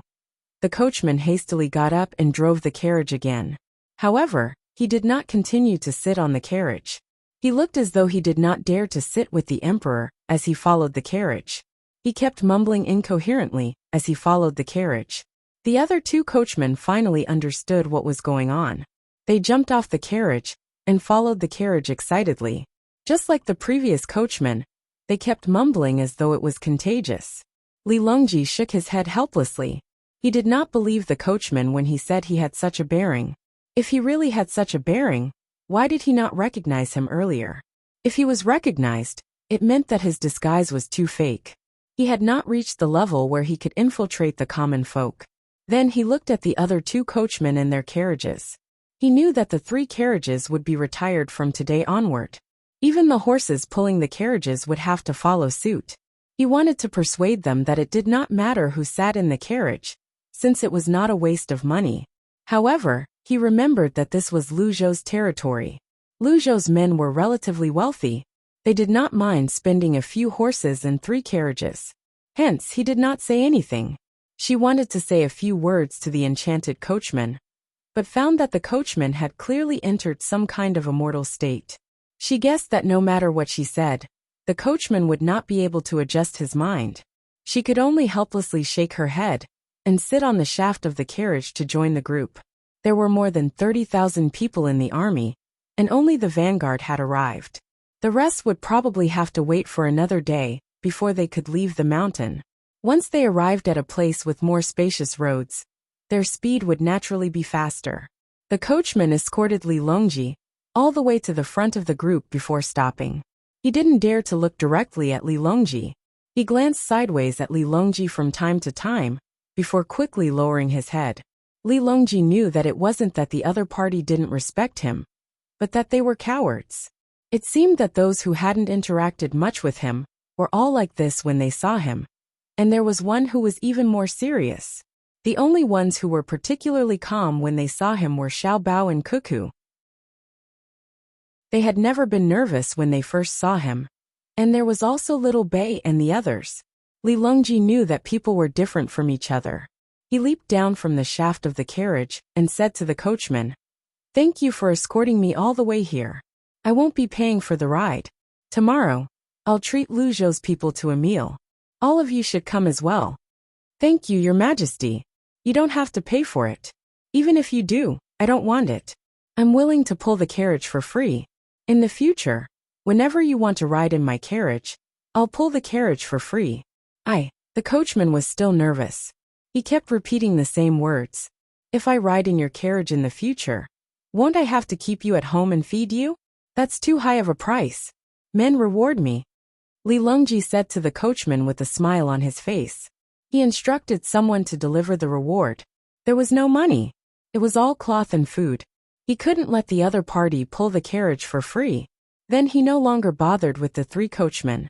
Naturally, someone would make the arrangements. Li Longji returned to the group. Under the service of the others, he changed into the emperor's clothes and began to rest. He waited for someone to send the news to the provincial capital, so that the welcoming party could proceed. The 9 children took this opportunity to rest. They had been busy the entire night, and did not sleep at all. They were very excited. When they sat in the carriage earlier, they only took a short nap. Now they were even more sleepy. Zhang Xiaobao and Wang Wan found a place to sleep as well. Naturally, someone would send the news to the provincial capital. They would make 2 trips in between to inform them of the emperor's arrival. Last night, the people who had just finished welcoming the madams of the Zhang and Wang families were busy again when they heard the news of the emperor's arrival. Some of them were busy making banners, while others were busy thinking of what to shout. They did not care about the rules of the emperor's arrival. That day, Li Longji didn't continue on his way to the provincial capital. Instead, he waited. He waited for another night to give the person receiving him some time to prepare and rest. Only then did he sit in his carriage the next day and head for the provincial capital. Naturally, he was warmly welcomed by the people. It was no different from when they welcomed the 2 madams of the Zhangwang clan. The only person who was different was Su Mingyang. Right now, he could not describe his feelings. He could not say whether it was anticipation, excitement, fear, or nervousness. When he welcomed the Zhangwang clan the day before yesterday, the people did not care about him. It was a good Hungry Ghost festival, but he was very depressed. Today, the people called him to come together and pushed him to the front. The emperor's arrival was an official matter. The officials naturally had to follow the official rules. Su Mingyang was a provincial governor. Naturally, he had seen the emperor before. However, he had not seen him many times. To be precise, he had only seen him twice. The first time was during the imperial examinations. The second time was when he became a local official. He could not remember what the emperor looked like at all. The only thing he remembered was the emperor's dragon robe. After the welcoming ceremony, the people gathered like a tidal wave and escorted Li Longji to the center of the hall. Then, they dispersed and discussed the events of the past 2 days. The Zhang Wang clan and Madame Wang came out to meet the emperor as well. Then, they went to another courtyard to talk with Empress Wang and Wu Huifei. Inside the spacious hall, Li Longji looked down at Su Mingyang, who was bowing for the second time. He asked, "Su Qing, what did you gain from staying in Luzhou?" Su Mingyang could not control his nervousness. Although he was seated, his legs were still trembling. When he heard the emperor's question, he hastily rose to his feet and replied, "Good. Everything is good." "What's good?" Li Longji frowned and asked again. "Everywhere is good. The mountains are good, the water is good, and the people are good. Also, Luzhou has a lot of money. However, I don't have the means to check the accounts. I don't know how much money Luzhou has earned, and if he has paid the taxes according to the regulations. I also don't know if the locals have enough time to work every year." Su Mingyang finally remembered that he was going to complain. He put himself in a very wrong position, so that he could avoid the danger of being rude to the Zhangwang clan. When he was talking to the emperor, his eyes were looking at the ground, But he always glanced at Xiao Bei and the other 9 people, who had also changed into official robes. He was afraid that Xiao Bei and the other 9 children would hear some rumors and not give him any chance to explain, so they would arrest him. Little Bei and the others had long known about this. They were very angry, but they did not think it was meaningful to bully a foreign official. Therefore, they did not think of doing anything to Su Mingyang. They treated him like a fart and let him go. After all, he was going to leave after a year of service. At most, they would deduct a small part of the money that was supposed to be given to him before he left as a punishment. They had planned to let Su Mingyang go, but they did not expect that Su Mingyang would dare to speak ill of them in front of them. What did he mean by not knowing the taxes and work? Luzhou was not an ordinary province. It was flourishing now. Moreover, there were rules governing the various fees collected. There were taxes collected and refunded. The accounts were concise, but the contents were complicated. Ordinary people would not be able to understand them. Luzhou was the largest port for imports and exports. Luzhou was the largest port for imports and exports. Not only did he have to manage the local taxes and agriculture, but he also had to manage the customs, the research of ordnance, and the cost of the military. There were also some things that could not be said to others. Did he have to tell a provincial governor, who was going to stay for a year and leave? Li Longji also understood what had happened 2 nights ago. He felt that Su Mingyang wasn't a threat to the Zhang clan and Wang clan, so he didn't want to bother with him. Once Su Mingyang was done with his time, he could just move on to another place and get promoted. Now that he heard that Su Mingyang was looking for something to do, he decided that after Su Mingyang finished his year of service and left, he would not give him an important position, let alone a position in the capital. He would arrange for him to be a provincial governor in another place without changing his rank. With this thought in mind, Li Longji made a sound through his nose, indicating that he understood. He waved his hand and signaled Su Mingyang to leave. At the side, Gao Lisha reminded him, "Provincial Governor Su, His Majesty has asked you to attend to the matters in the mansion. You can leave now." Su Mingyang was afraid. He did not know what he said wrong. He gritted his teeth and pretended that he did not understand the emperor's intention to leave. He followed Gao Lisha's words and said, "Speaking of the matters in the provincial capital, I have something to say. I don't know if I should say it. Even if you don't know whether you should say it or not, what else do you want to say? Leave now." Li Longji did not need to think too much to know what Su Mingyang wanted to do. Su Mingyang wanted to continue complaining about the things he said by the bonfire 2 nights ago, to sow discord. If Su Mingyang really said it out loud, he would have to teach him a lesson. At that time, he would have to send someone else to be the provincial governor. He did not want to see too many changes in Luzhou's position. After all, he was only here for a vacation. He was not here to deal with people. "Yes, Your Majesty." Su Mingyang had no choice but to leave for now. He planned to look for an opportunity to speak to the emperor. He could not just leave Luzhou be. After Su Mingyang left, Lil Bei leaped out and looked at the door as she said, "Humph.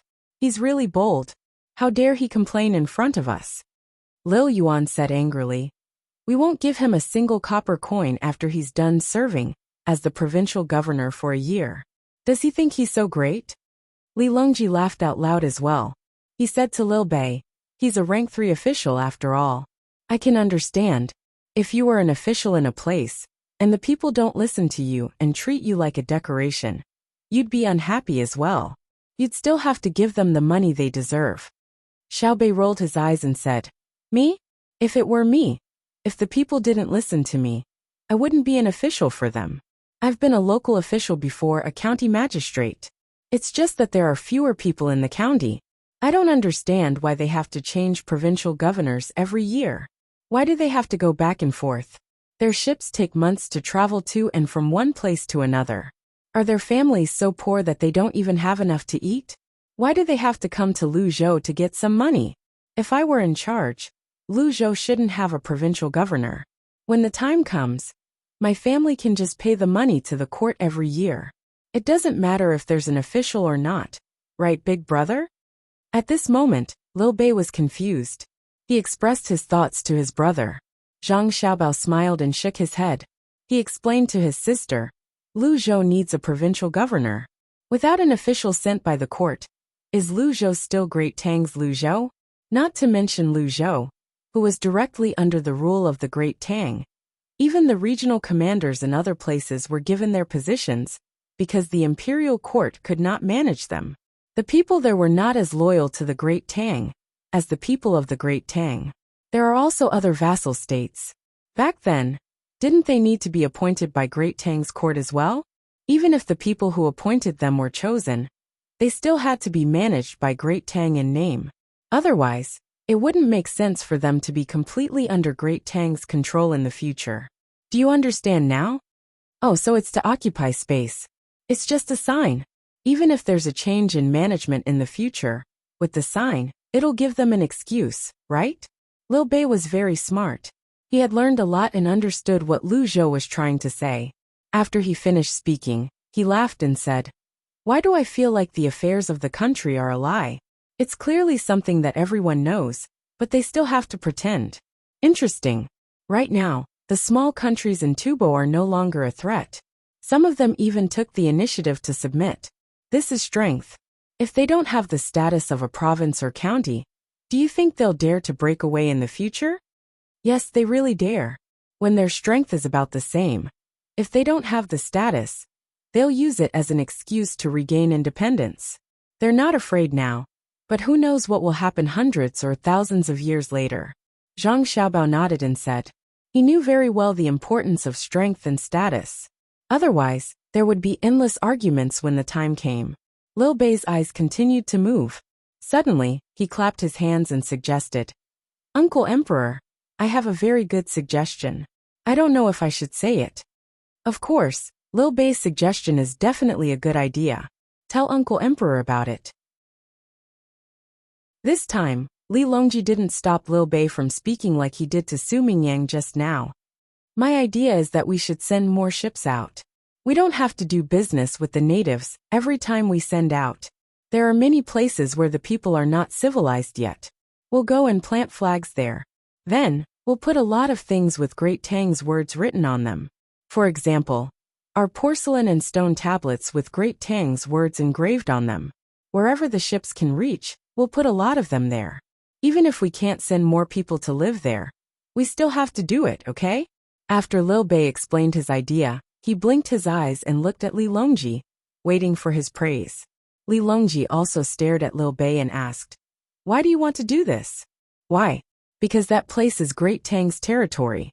We can't go over and occupy it now. We can only trade with the natives there. However, trade and ownership are two different things. If it's like what Big Brother said in the future, and the people in other places become smarter and have martial arts similar to us, they'll say that that place is theirs. We'll trade with them." "Oh, it's called trade. It's a commercial activity.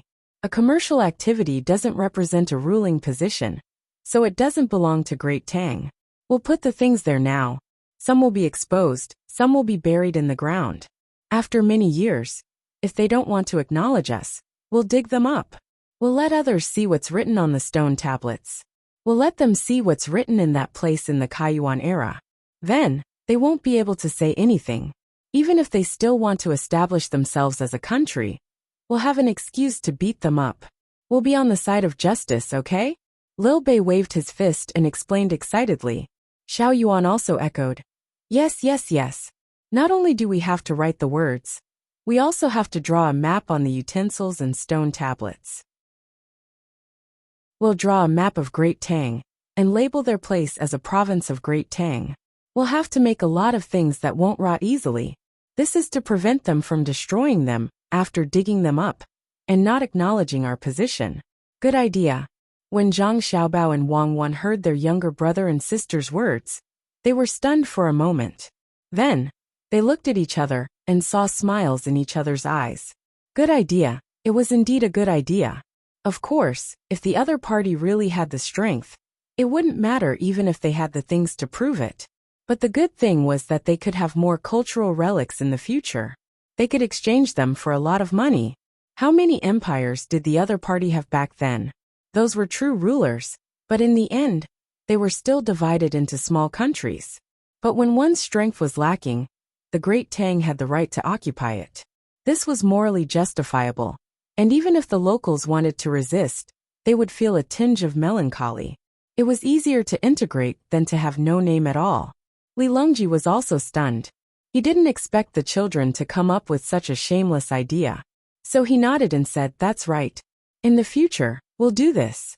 Not only will we be going over to steal their resources, we'll also be establishing their status. We won't just be doing trade, we'll be ruling.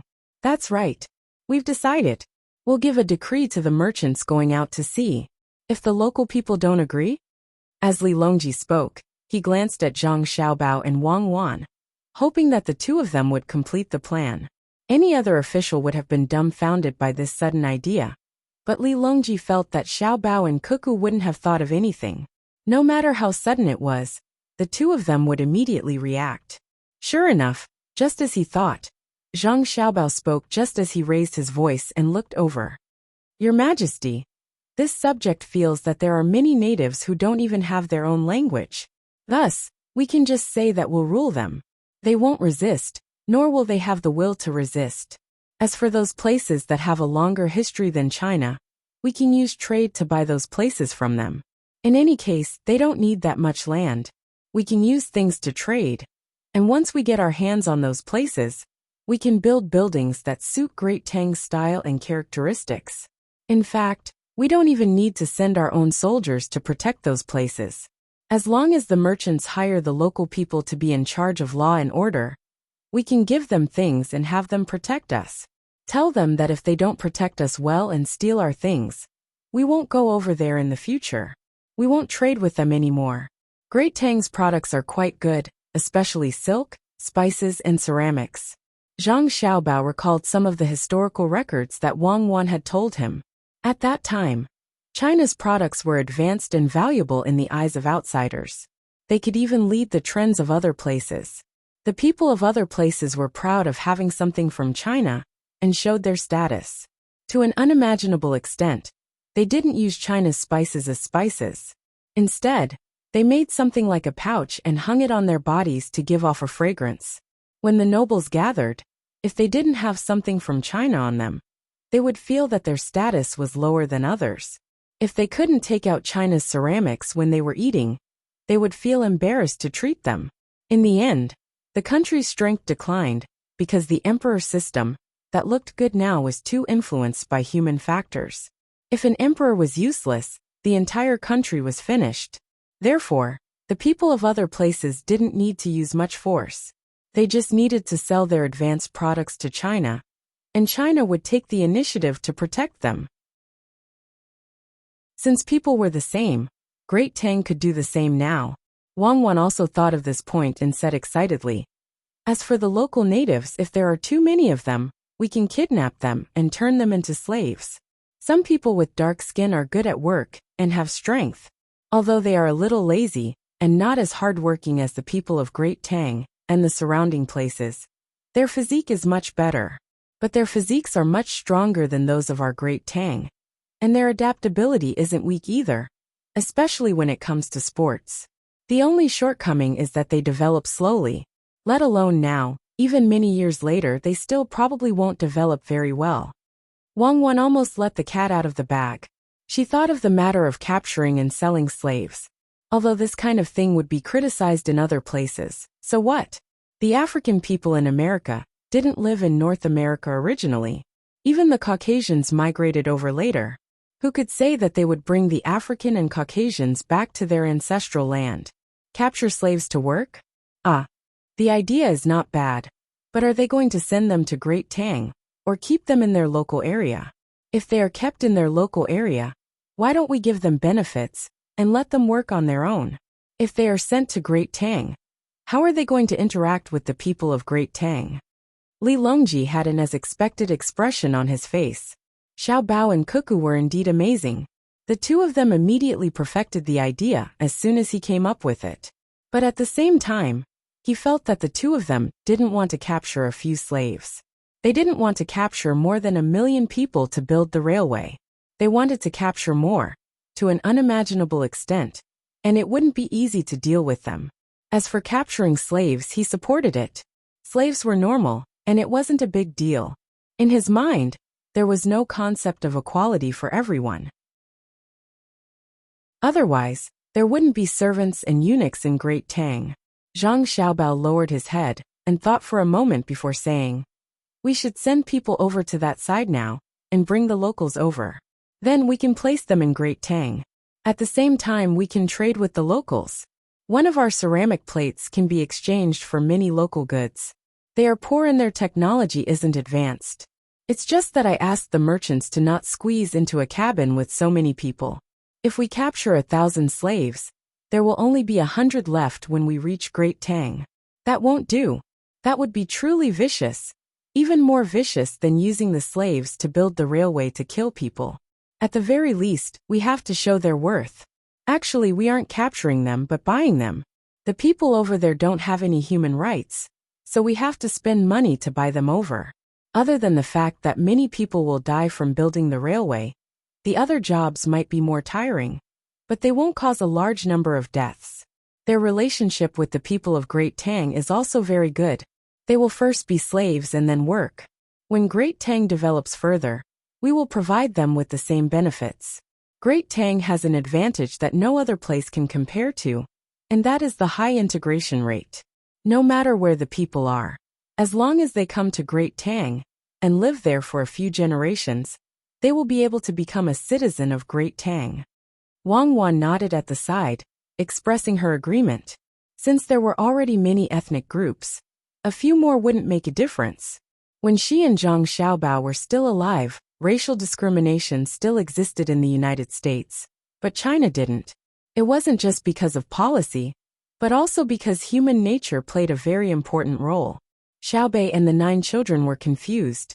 They hadn't seen too many things, and weren't clear about the problems between ethnic groups. They only knew that in the future, there might be more people who looked different from them in Great Tang. Hearing that they were going to capture people, and that it would hurt them, Xiaobei put on a sad expression and said, "Don't capture them.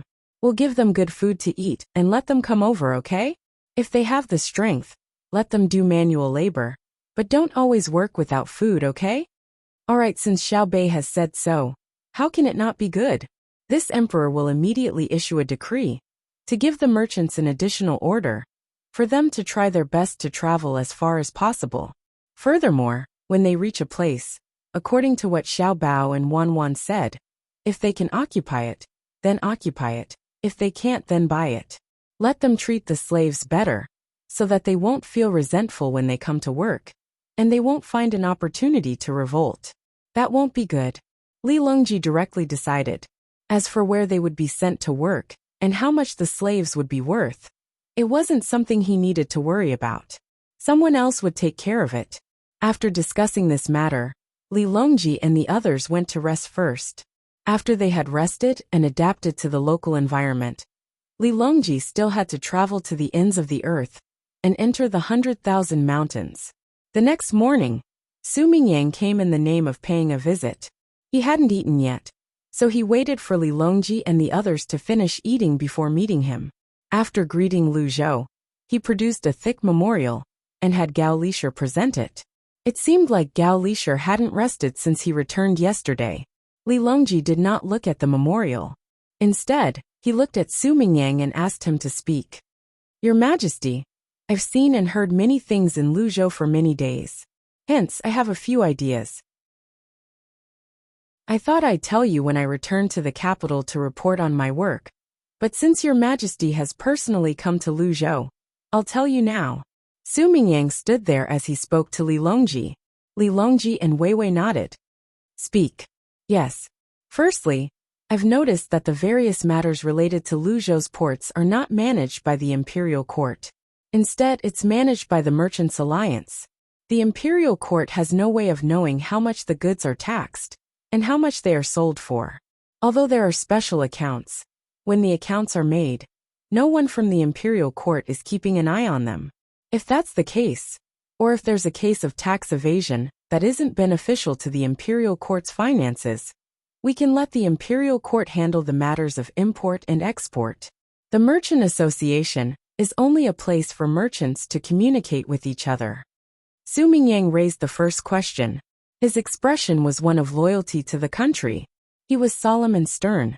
Little Bei, who had come to join in the fun, pursed her lips. She did not believe Su Mingyang was truly devoted to the country. He was clearly looking for trouble. Li Longji could not directly say that the current situation was the best. However, he could only say that compared to the officials sent by the imperial court, Zhang Xiaobao and Wang Wan's family members were the most reliable. It was impossible for them to leak the taxes. He could not say these words now. Hence, he looked at Su Mingyang and waited for him to speak. Su Mingyang seemed to have been encouraged. He said, "Secondly, Luzhou's ordnance processing should be moved to the capital with the Ministry of Works. It can't continue to be in Luzhou's hands. In the capital's Ministry of Works, at the very least, there should be officials from the imperial court watching and supervising. If it continues to be in Luzhou's hands, the imperial court won't know the exact number of ordnance produced. If someone sells them privately and supplies them to places outside of Great Tang, the imperial court won't know if that's the case. When there's a war, the imperial court won't have enough information, and there will be more casualties. It's quite a serious matter." Su Mingyang wanted to remove Luzhou's ordnance processing from Luzhou. Li Longji still didn't say anything, but his gaze towards Su Mingyang had a different meaning. If Su Mingyang was closer, he would be able to feel it. The emperor was beginning to dislike him. Su Mingyang was at least 20 steps away from the emperor.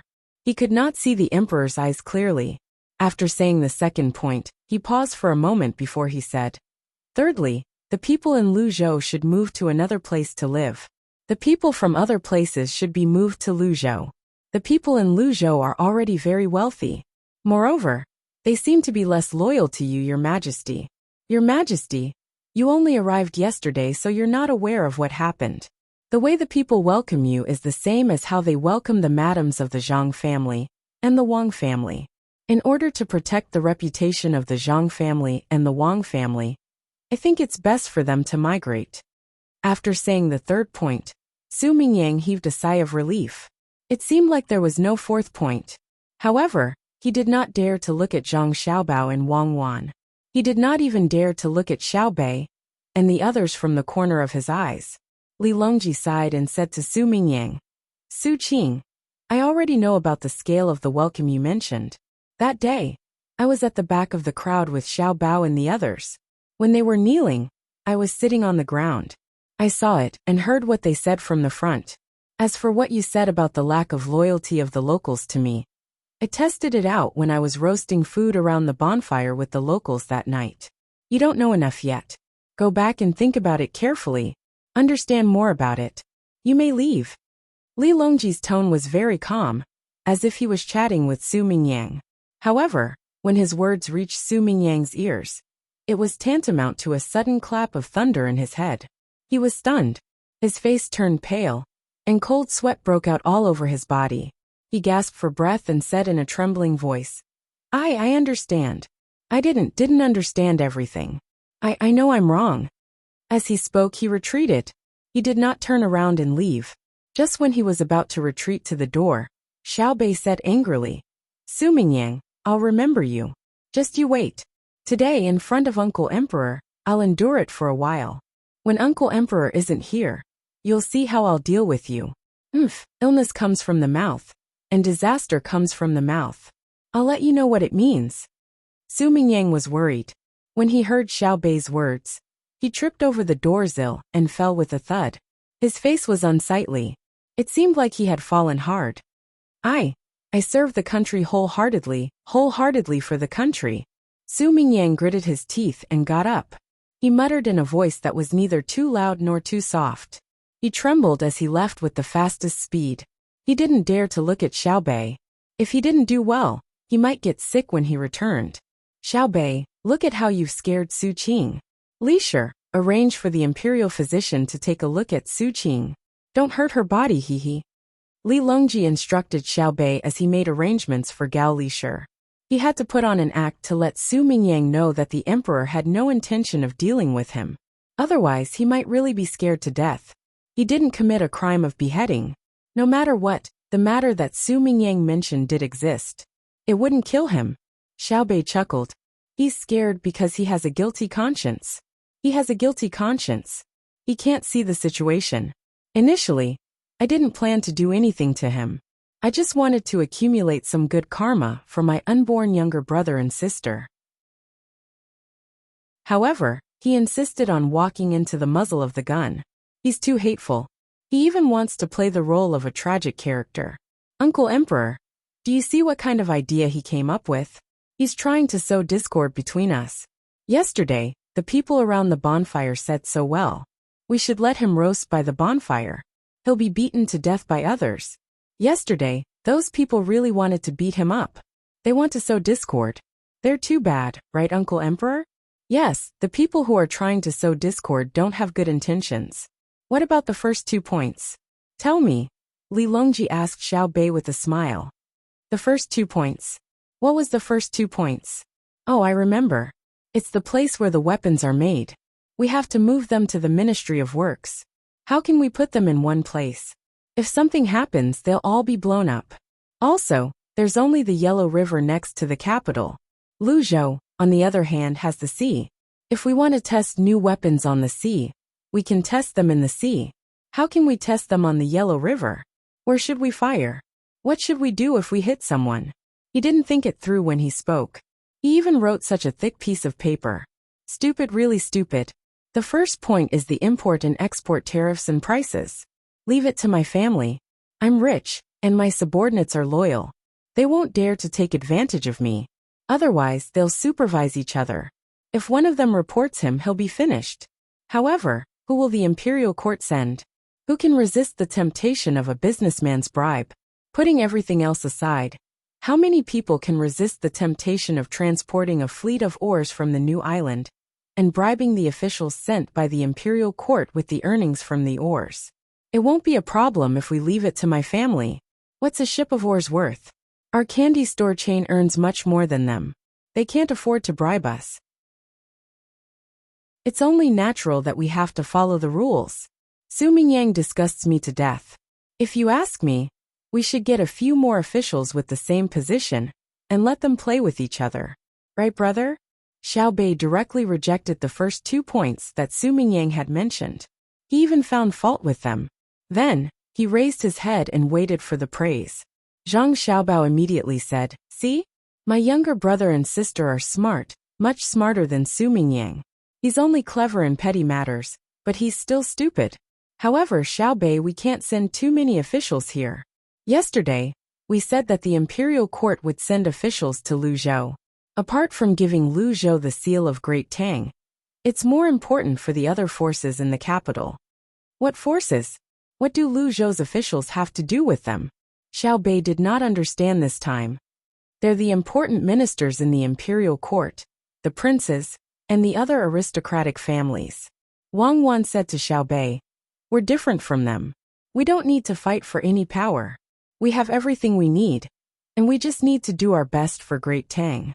They, on the other hand, need to compete for power with each other.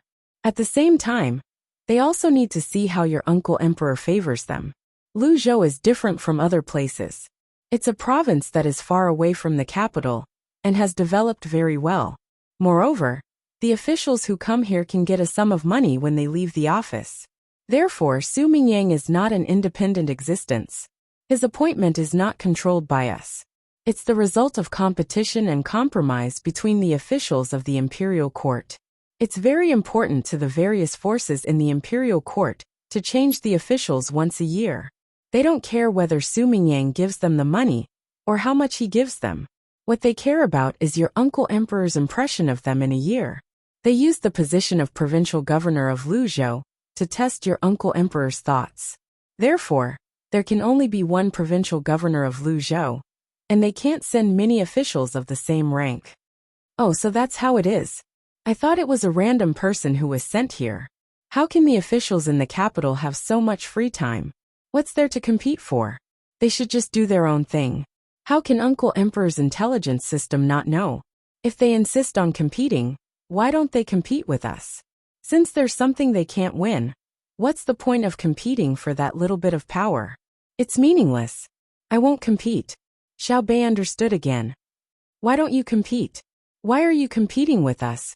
Especially when you're telling stories. Don't you want to answer all the questions in the stories correctly and improve your character's level? If you don't compete, are you still willing to study hard? Xiao Yuan retorted. You know that my level is high, but you still dare to oppose me. Be careful that I'll teach you a lesson in the stories. Humph. Xiao Bei said to Xiao Yuan with a hand on his waist. Competition is the driving force of social development. If everyone stops competing, their lives will only get worse. Allow others to compete. Only with competition can there be development. Zhang Xiaobao concluded. Li Longji chimed in. That's right. Only by competing can one become smarter. Everyone wants to live a better life. The officials need power. Even the order of entry is different. The common people need to live a better life than others. Naturally, they have to work hard. If the Tang Empire wants to suppress others, it has to raise its national strength to a higher level. This is human nature, and it will never change. Your Majesty, you've rested well yesterday. Should we go to the seaside today? Zhang Xiaobao began to arrange for Li Longji to go sightseeing. Today they would go to the seaside, visit the children's park, and explore the maze. Then, they would stay there at night, and visit the lighthouse closest to Luzhou to visit the lighthouse keeper. They would also go fishing on the island. As for the trip to the 100,000 mountains, it would be postponed. After all, it was very far away. When Li Longji heard that he could go sightseeing today, he waved his hand happily and said, Let's go. Everyone advance. Xiao Bei and the other children were happy as well. They were not happy because they could go out to play. They had been playing because they could play with other children. Usually, they did not have many opportunities like this. They always played in groups of 11. They yearned to be able to interact with more children. This time, there was no need to bring more than 30,000 people with them. A few hundred guards were enough. Outsiders were not allowed to come close. Those who were slightly closer were the locals.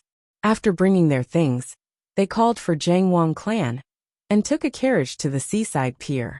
After they left, Su Mingyang, who was in the yamen, fell ill. He was seriously ill. His fall was not too serious, and there were no problems with his bones. It was just that he stretched his tendons, pulled his muscles, and bruises. It was a small matter. He just had to rub it with medicinal wine, and he would be fine in no time. Su Mingyang's worry came from Xiao Bei's threat. Xiao Bei had threatened him, but that was not important. What was important was that the Emperor, Zhang Xiaobao, and Wang Wan did not stop Xiao Bei, let alone say anything to comfort Su Mingyang. Su Mingyang knew very well what this meant. It meant that the matter was serious. The Emperor did not intend to protect him. Zhang Xiaobao and Wang Wan were also dissatisfied with him. What should he do? Although the imperial doctor had come, he did not bring the Emperor's greetings. Moreover, under normal circumstances, the Emperor would give a banquet to the local officials when he went on patrol. He did not receive this treatment. Su Mingyang felt weak all over. He was sick. Half of it was because he was not feeling well, and the other half was a show for Xiao Bei and the others. He meant, look, I'm sick. Show some mercy. My head hurts. Did the Emperor and the others do anything? Su Mingyang snorted and turned to ask the servants in his house. Chapter 11:14. Li Longji's trip was not kept a secret, and there was no need to keep it a secret. Therefore, almost everyone who wanted to know where the Emperor was going knew where he was going. When Su Mingyang asked, his family told him that the Emperor had gone to the docks. He probably planned to have some fun there. Of course, this could only be said in private. Although many people knew that the Emperor was here to have fun, and to see the extent of the railway construction here. Many people knew that the Emperor was here to have fun. However, on the surface, they had to say that the Emperor was concerned about the people and personally went to understand the situation. It was not wrong to say that. Whether it was for fun or for fun, he had to interact with the local people. Once a citizen had a grievance, he could directly tell the Emperor, and the local officials could not stop him.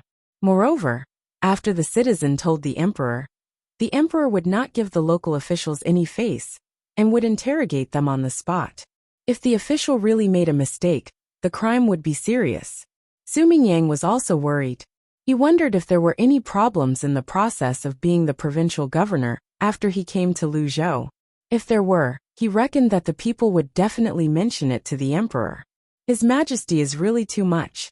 There is no record of an emperor like the current His Majesty. When he goes out, he doesn't ask the officials, but directly asks the common people. The common people are all ignorant. What can they know? Did I do something wrong? Su Mingyang muttered, and asked a concubine who was standing next to him. This concubine was beautiful. Although her status was not as good as that of the official wife, she had a different taste. The official wife was in charge of the family, and had to take care of the big and small matters in the family. Not only was she generous, but she also had to be dignified. She did not have to be very coquettish. However, a concubine was different. A concubine must be beautiful, have a seductive gaze, have a good figure, know how to act coquettishly, and be proficient in the art of the boudoir. Su Mingyang's concubine was like this. Husband, what mistake can you make? You have been doing good deeds for the local people ever since you came to Luzhou. If you really have to find fault, it's just that you don't need to spend money to eat delicious food. The wine and dishes in Ocean Cloud Restaurant are indeed delicious. I was thinking of eating them at noon to supplement your appetite. I'll wait to serve you at night. Su Mingyang's concubine didn't care if Su Mingyang was still sick. As she spoke, her body softly leaned over. Needless to say, when she leaned on him, it really had a big effect. At least Su Mingyang's body had a reaction, and his eyes had a lecherous look. He reached out and put his arm around his concubine's waist. He chuckled and said, "That's right. The dishes at Ocean Cloud Restaurant are good. Let's get them to deliver the food. It's not that I don't want to pay, but it's Luzhou's fault for setting such rules. It's a waste if we don't eat." Husband is bad. Su Mingyang's concubine acted coquettishly. Although Su Mingyang said that he was going to eat the food and wine of Hai Yunjian Restaurant, he looked like he was taking advantage of the situation. However, in his heart, he felt a little helpless. What he hoped more was that the emperor would invite him over for a meal. Although one couldn't drink too much or say the wrong things when eating with the emperor, and there were many rules, to be able to be given a banquet by the emperor itself was a kind of grace. Even if one ate ordinary dishes and drank ordinary wine, the taste would be different. Besides, how could the dishes and wine of the emperor be bad? It was a pity that His Majesty went out to play and didn't ask him, the most senior official in this place, to accompany him. He didn't even leave a word of sympathy. The most hateful thing was that the people of the Zhang family and the Wang family could accompany His Majesty at any time. Even that child dared to criticize him in front of His Majesty. What should he do? He had really offended the emperor today. Would he be arrested? Fortunately, after he became the provincial governor, he didn't have any problems. Alas, even if he wanted to, he couldn't do anything. The entire government and local operations of Luzhou didn't need to go through his hands at all. If he wanted to do something, the officials of the counties over there would do it, while sending a document to ask for approval or not. All he had to do was to write a few words of praise and things to pay attention to on the document, and then put his official seal on it. If he wrote the same thing as the others, they would listen to him. If they didn't, they wouldn't care at all. Even if he didn't put his seal on it, they would still do what they were supposed to do. As the provincial governor, he was no different from a decoration, like a puppet on a string. In this case, of course, he couldn't make any mistakes. Even if there was a mistake, it had nothing to do with him. Unless Xiaobei deliberately made trouble. It was obviously the problem of the counties in the county, and then Xiaobei caught it. Because the document had the provincial governor's seal, he directly made trouble for him. It was really possible. Perhaps Zhang Xiaobao and Wang Wan didn't care. But Xiaobei and the others were a group of children. They could do anything, and they were the unreasonable kind. Otherwise, the officials of the Tang Empire would not be so afraid of them. It's fake. Everything is fake. Whoever can get His Majesty's favor is the real one. The provincial governor, the third-grade official, it's useless. Thinking about it, Su Mingyang muttered sadly. His concubine next to him was not stupid. She knew what her husband was talking about. Although she knew, there was nothing she could do. Who asked the other party to be so capable? But what she said was not what she thought. The concubine said to Su Mingyang, "Husband, don't be angry with the child. When our child is older, let him learn well. In the future, he may not be worse than Zhang Xiaobao and the others. He can also be the top scorer in the exam and be a high-ranking official, the kind that is better than Zhang Xiaobao." "Okay, let the child learn well," Su Mingyang said. But he definitely didn't think that his child could be better than Zhang Xiaobao and Wang Wan, or even compared to Xiaobei and the other younger children. He heard that the education methods of the Zhang Xiaobao and Wang Wan were different. The 9 children were much smarter than ordinary children. Not to mention other things, just their courage was not ordinary. When ordinary children saw the emperor and knew the emperor's identity, they were so scared that they did not dare to make a sound. Unlike Xiaobei and the others, who dared to let the emperor hug them and fight for food with the emperor, they had become spirits. "Go, let the Hai Yunjian restaurant prepare lunch. I want to eat a big banquet, the kind with 64 dishes. I can't control them, but I have to make them feel uncomfortable when I eat." Su Mingyang gritted his teeth and said. Immediately, a servant left and went to the Hai Yunjian restaurant to give orders. In the past, this was also done. Anyway, it didn't cost money. No matter what he wanted to eat, as long as the Hai Yunjian restaurant had the ingredients, they would agree to cook it. Moreover, they would cook it very carefully. Although other restaurants also didn't cost money, the taste was not as good as that of the Hai Yunjian restaurant. Therefore, they rarely went to other places to eat, unless the master was strolling on the street and was hungry and didn't want to wait. Then he would casually find something to eat. Then, the servant would be responsible for giving him something as proof and writing a receipt for what he ate, and let the seller go to the business association to get the money for reimbursement. However, today seemed to be different from before.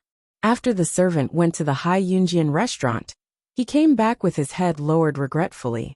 He found Su Mingyang, who was still lying there, and reported, "Master, this servant went, but the people in the restaurant said that they don't have any ingredients. They will wait until they have more. What do you think?" "Bastards, a bunch of bastards. Don't have anything?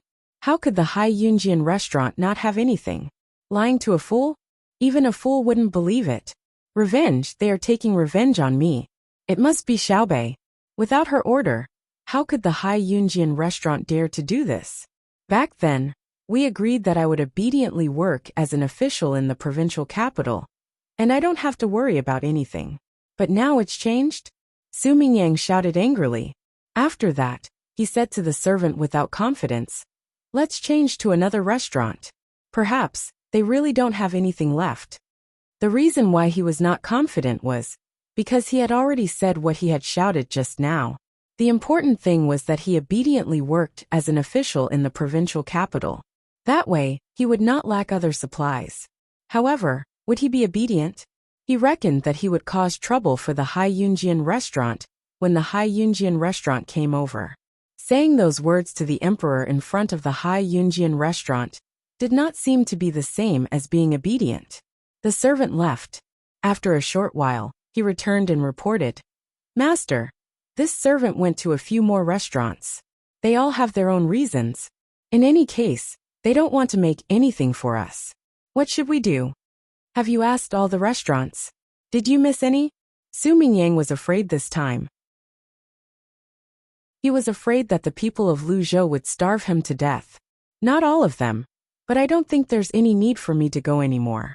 This is because this servant asked for a bowl of rice noodles from a person who sold rice noodles. The person who sold rice noodles also said that there was no more.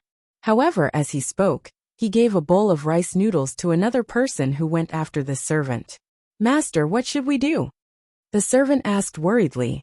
Su Mingyang was dumbfounded. He thought for a moment and asked, "What food do we have in the house? It's better to make our own food. We can deal with it first." The servant shook his head. In reply to Master, "We don't have any. We don't even have rice noodles in the mansion. We eat out directly, or have someone deliver it to us.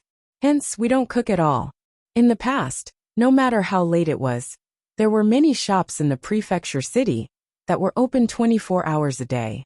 We don't have to make our own food. Trash. You're all trash. If you don't make your own food, can't you buy some? It's better to just leave it there. In this case, we can only drink water. Then we'll starve to death day by day. Or should any of you go fishing? Or go to the mountains to catch wild animals? Su Mingyang said gloomily. He wasn't very worried that the people in his mansion would starve to death. Zhang Xiaobao and the others couldn't be so ruthless, but it was very likely that they would starve for a few meals. Especially now that they were out and not in the prefecture city, the taste of starvation was not good. The concubine next to him felt hungry. She swallowed her saliva and suggested, "Master, why don't we let the people in the mansion who don't go out often disguise themselves and take the money to buy food? We can spend money, but we can't buy from one shop. We have to go to several shops. Otherwise, when the sellers see that we're buying a lot, they will naturally suspect that we're buying for the mansion and won't sell anymore." Su Mingyang also couldn't think of a good idea. He nodded and said, "Go do as I said. It's best to buy some rice noodles and vegetables and leave them in the mansion. We don't know how long they're going to keep doing this." The servant obeyed the order. This time they successfully bought enough food. Apart from the food prepared by others, they also bought rice noodles. They didn't want to be found out next time and not sell anything, so they wouldn't starve. When it was almost noon, Su Mingyang had wine and food. The clever concubine had thought of a good idea and successfully avoided the blockade by the locals. They won the battle of food control. However, Su Mingyang didn't feel the slightest joy of victory. Once again, he felt the extent of the influence of the Zhang family and the Wang family in Luzhou. "Husband, why don't we not be officials in Luzhou and go somewhere else to be provincial governors in other provinces? That way, we won't starve to death," the concubine said worriedly as she served Su Mingyang wine. Su Mingyang took a sip of wine and shook his head. "It's useless. As long as it's in Tang, it's useless to be an official anywhere. As long as Zhang Xiaobao and Wang Wan are willing, there's nothing in Tang that we can eat. We can't even pick up the food that others throw away to feed the animals. The people are biased towards them. Then I'll go apologize to them and admit defeat. We can't always be stubborn." Su Mingyang's concubine was clever. In her opinion, it was not a big deal to admit defeat. She always tried to please the main wife. Although she seemed to be favored, if the main wife didn't allow the master to sleep in her room at night, there was nothing she could do. Su Mingyang was quite touched. He sighed and said, "I know what you're thinking, but you can't go. Not to mention apologizing, you can't even see them. Do you think they can see just anyone? The people can see them, because they want to see the people. None of them is lower than me. I'll go. When they come back, I'll go sick and tell them that I haven't eaten yet. I'll ask them to pity me. If something like this happens again in the future, I'll hide as far away as possible." While Su Mingyang was eating the food that he had secretly bought, Li Longji and the others were also eating.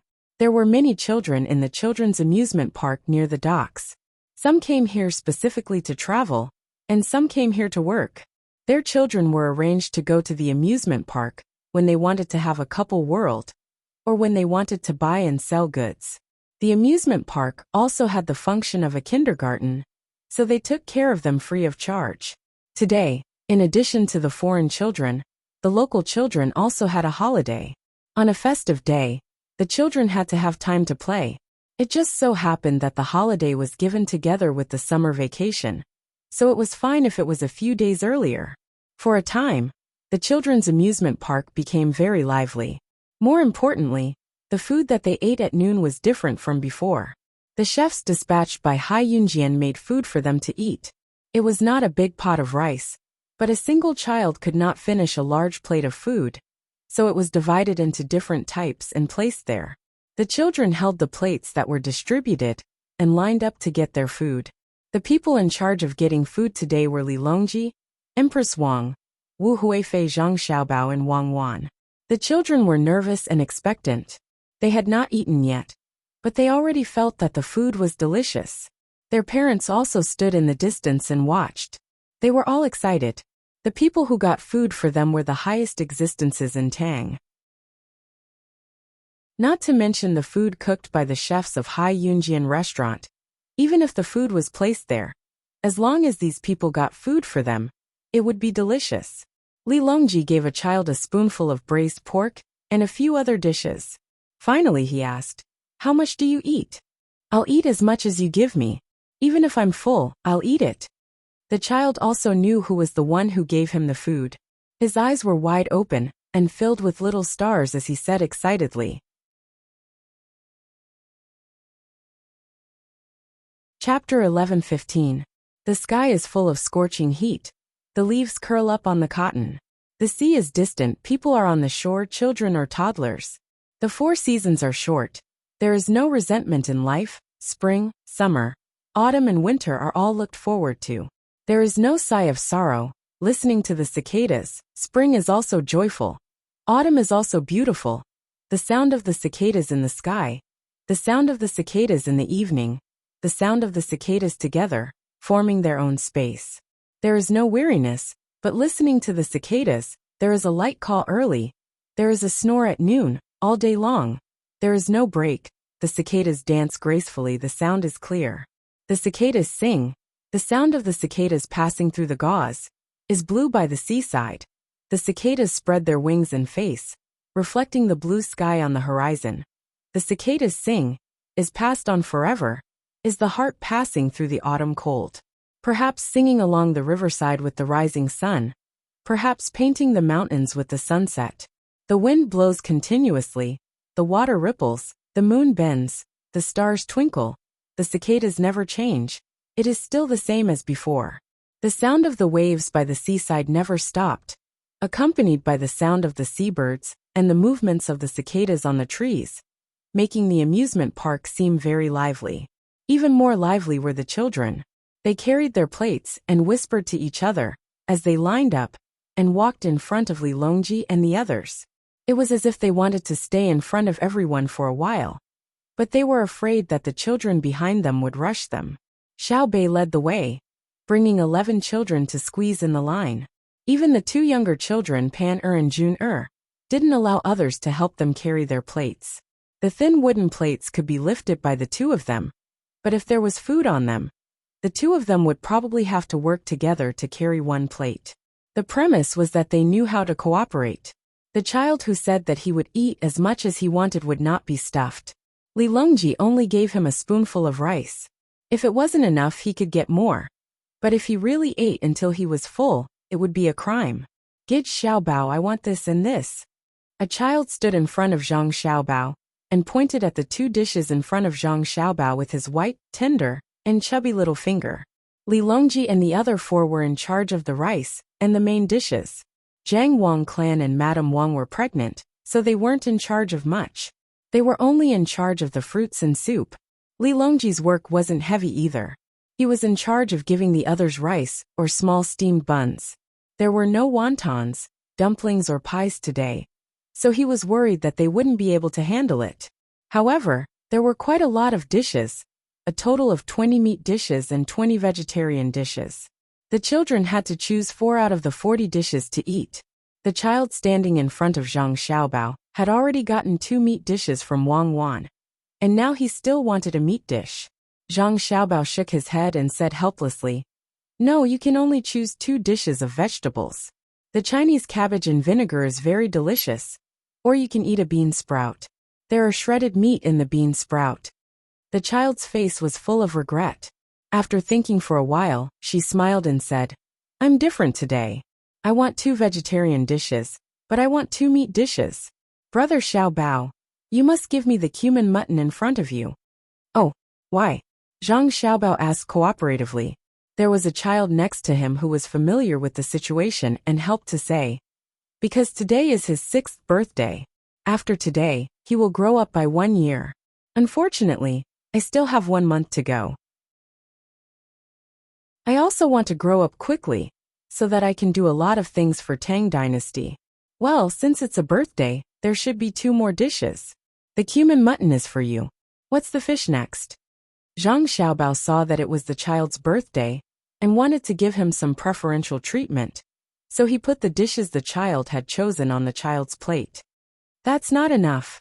Double the price. I also want a coupon for baby candy house. The child continued to make demands, looking as if he had been given an inch and wanted a mile. Zhang Xiaobao looked at the child who was holding the plate and said, I'm afraid you can't hold it. About baby candy house, you can ask Sister Xiaobei. Sister Xiaobei is responsible for giving others coupons. The child looked at her plate, rolled her eyes and asked, Can I give it to you once and then come back and buy more? 1 plate per person. Where are you going to give it to? If you put more food, you can't eat.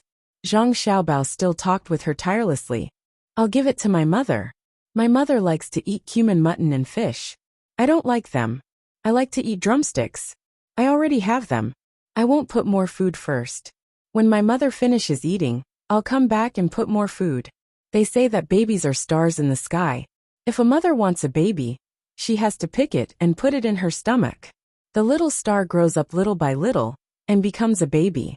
It's very hard, so I can't always think about myself on my birthday. I have to think about my mother first.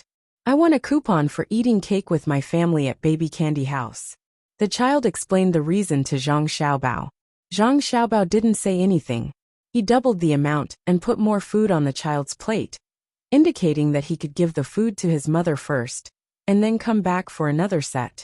At the same time, Xiaobei, who was in the line, took out a piece of paper and a pencil from her bag. She wrote free coupon for a premium pastry set, and squeezed over to give it to the child. She didn't carry printed coupons with her. She said to the child, Remember to find a few more people to eat with, or else you won't be able to finish it. Waiting for the child to leave happily, Xiaobei thought for a moment and shouted, Who else is celebrating their birthday today? I'll give you a free pastry coupon. Don't lie. Those who haven't celebrated their birthday, don't worry. Starting today, Baby Candy House will launch a free birthday event. In the future, as long as it's a child's birthday, they can go to any Baby Candy House to get a gift on their birthday.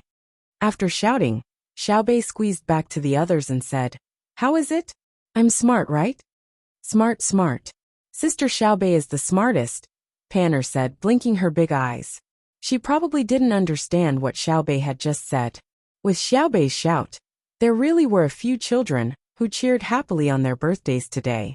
They also copied the child from before, and said that their mother didn't come with them, so they should pack up and take them back. As for whether the food could last until they reached home and didn't spoil, that wasn't something they needed to consider. Their fathers could only sigh helplessly, who told them to only be responsible for providing the stars, and not responsible for raising them in their stomachs. A smile appeared on Li Longji's face. He felt that the child being able to say such words meant that his teachings were successful.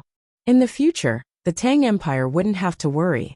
Just as Li Longji was feeling happy, a child stood in front of him and asked, I should call you Your Majesty, right? Just as Li Longji was about to nod, he suddenly thought of something and immediately said to the child, You have to call me Uncle Emperor. All the children in the Tang Empire are our treasures. We are all the children's Uncle Emperor. Really? Then Uncle Emperor, I want 2 spoonfuls of rice. I'm strong and can eat a lot at home. My father says that he won't be able to support me for much longer. The child seriously said bad things about his father. How could someone who could come here to travel or do business be short of a bowl of rice? Li Longji chuckled and gave the child in front of him 2 spoonfuls of rice, then called for the next child to come over. With the words he just said to the child, all the children started calling him Uncle Emperor. Fortunately, there were not many children in the amusement park. After being busy for half an hour, all the children sat down to eat. Some had even finished eating. They sat there and did not get up. They were eating fruits in their mouths and watching the others eat. There was still a lot of food left, but they couldn't throw it away. They shared it with the other adults. Zhang Xiaobao and Wang Wan also finished choosing dishes for their mother. They also held their plates and sat together to eat. Li Longji also finished his lunch here. Surrounded by children, he wasn't worried that any of them would jump out to assassinate him. Zhang Xiaobao drank a mouthful of soup, then looked at Li Longji and said, Your Majesty, You don't want to give Cuckoo and me a chance to rebel. You treat all the children in the Tang dynasty as your treasures. You've become the Uncle Emperor to all the children. If we want to rebel in the future, it will be very difficult. The children will listen to you. Haha. Li Longji laughed and said, don't worry. You and Cuckoo are their brother Xiaobao and sister Cuckoo. If you want to rebel, they won't care. It's a family conflict. When I'm old, you can seize power. I don't think so. When you're old, Junior will have grown up.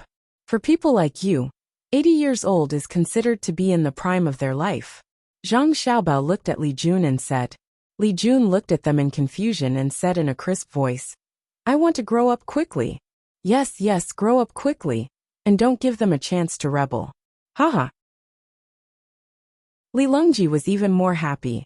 After lunch, Li Longji and the others, except for Zhang Wang clan and Li Jun, played with the children in the amusement park. To the adults, the entertainment that the children enjoyed was no longer interesting. However, they were in a good mood to see a group of children running around. Li Longji was sweating all over. As he drank the sour plum soup, he sighed and said, when I was young, I couldn't play with so many things. It wasn't that I didn't have the money, but that no one could think of it. The children in the Tang dynasty are blessed. There are more than 4,000 amusement parks all over the Tang dynasty. All the children can play whenever they want. It's really good. Uncle Emperor, when the children grow up, they will also sigh like you. They say that they didn't play with many things when they were young. As long as we work hard, the children in the future will be able to play with more things. Xiao Bei continued from the side. Oh, Xiao Bei can think of this? Let me ask you. When you grow up and the children have fewer things to play with, what will you do? Li Longji had never seen the sea in the south. When he went to Jili province, it was still winter. It wasn't fun at all. Now that he saw the sea breeze and the layers of blue waves, his mood suddenly became exceptionally good. He smiled and asked Xiao Bei. Xiao Bei took a deep breath and felt the moist sea breeze and the salty taste of the fresh sea.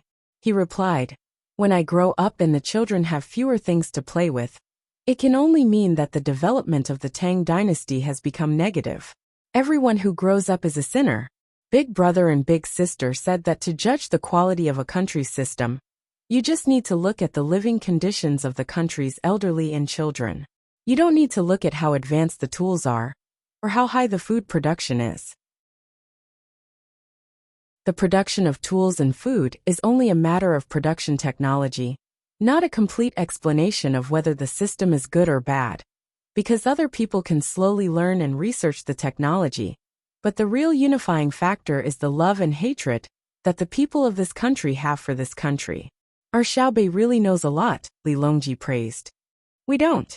We don't understand a lot of what Big Brother and Big Sister told us, but we've memorized it. What we didn't understand in the past, we'll understand bit by bit. When we understand, we'll tell the things we know to the younger children.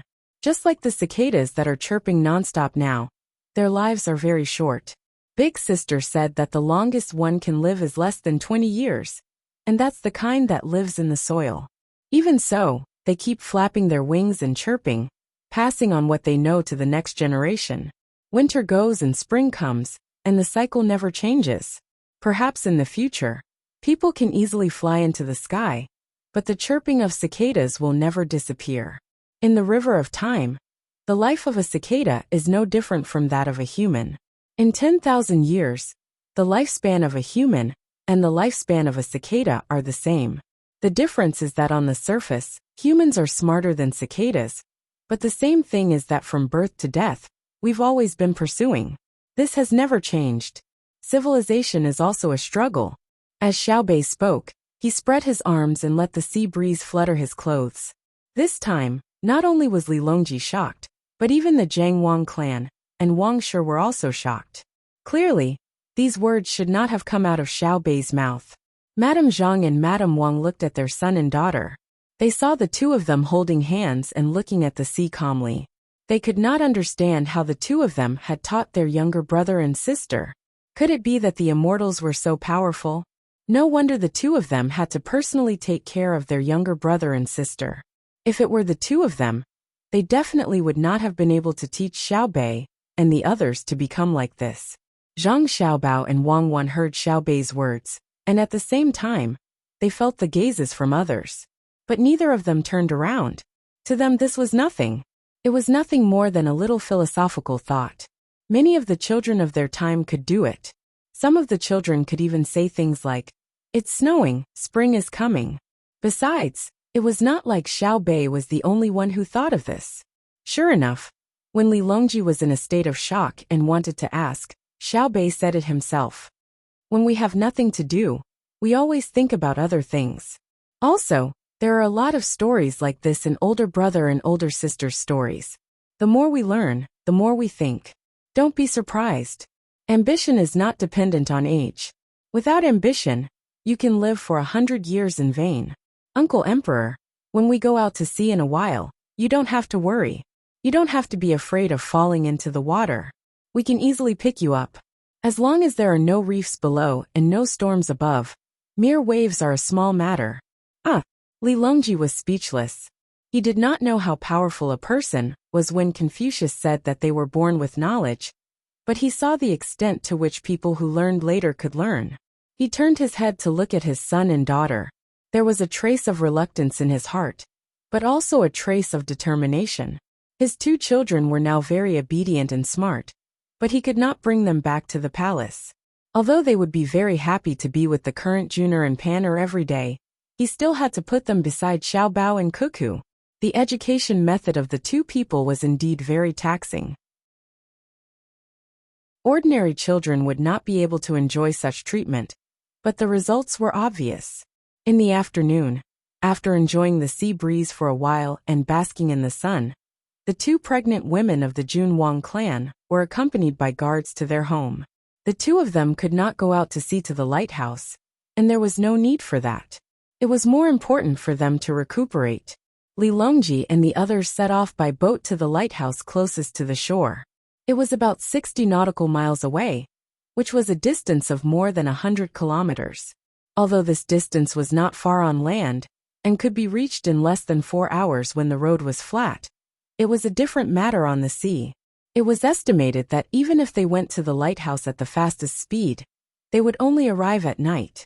Zhang Xiaobao did not let anyone send a signal to the lighthouse. He wanted to give them a surprise and bring them more food for daily consumption. Of course, it might be better if they could go to the farthest lighthouse, but it was too dangerous and would take too long. Li Longji still had to go to the Shirwan Mountains to wander. When they went to the lighthouse, they did not take a big boat, but a medium-sized boat that was slightly larger than a fishing boat.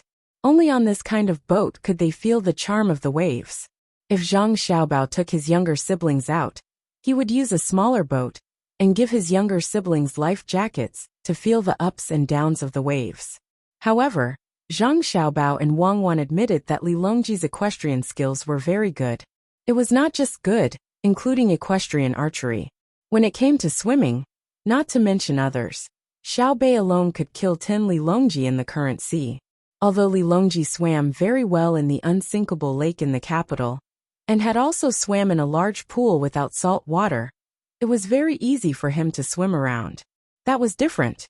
There was salt in the sea, and the buoyancy was greater than that of fresh water. However, there were also waves in the sea.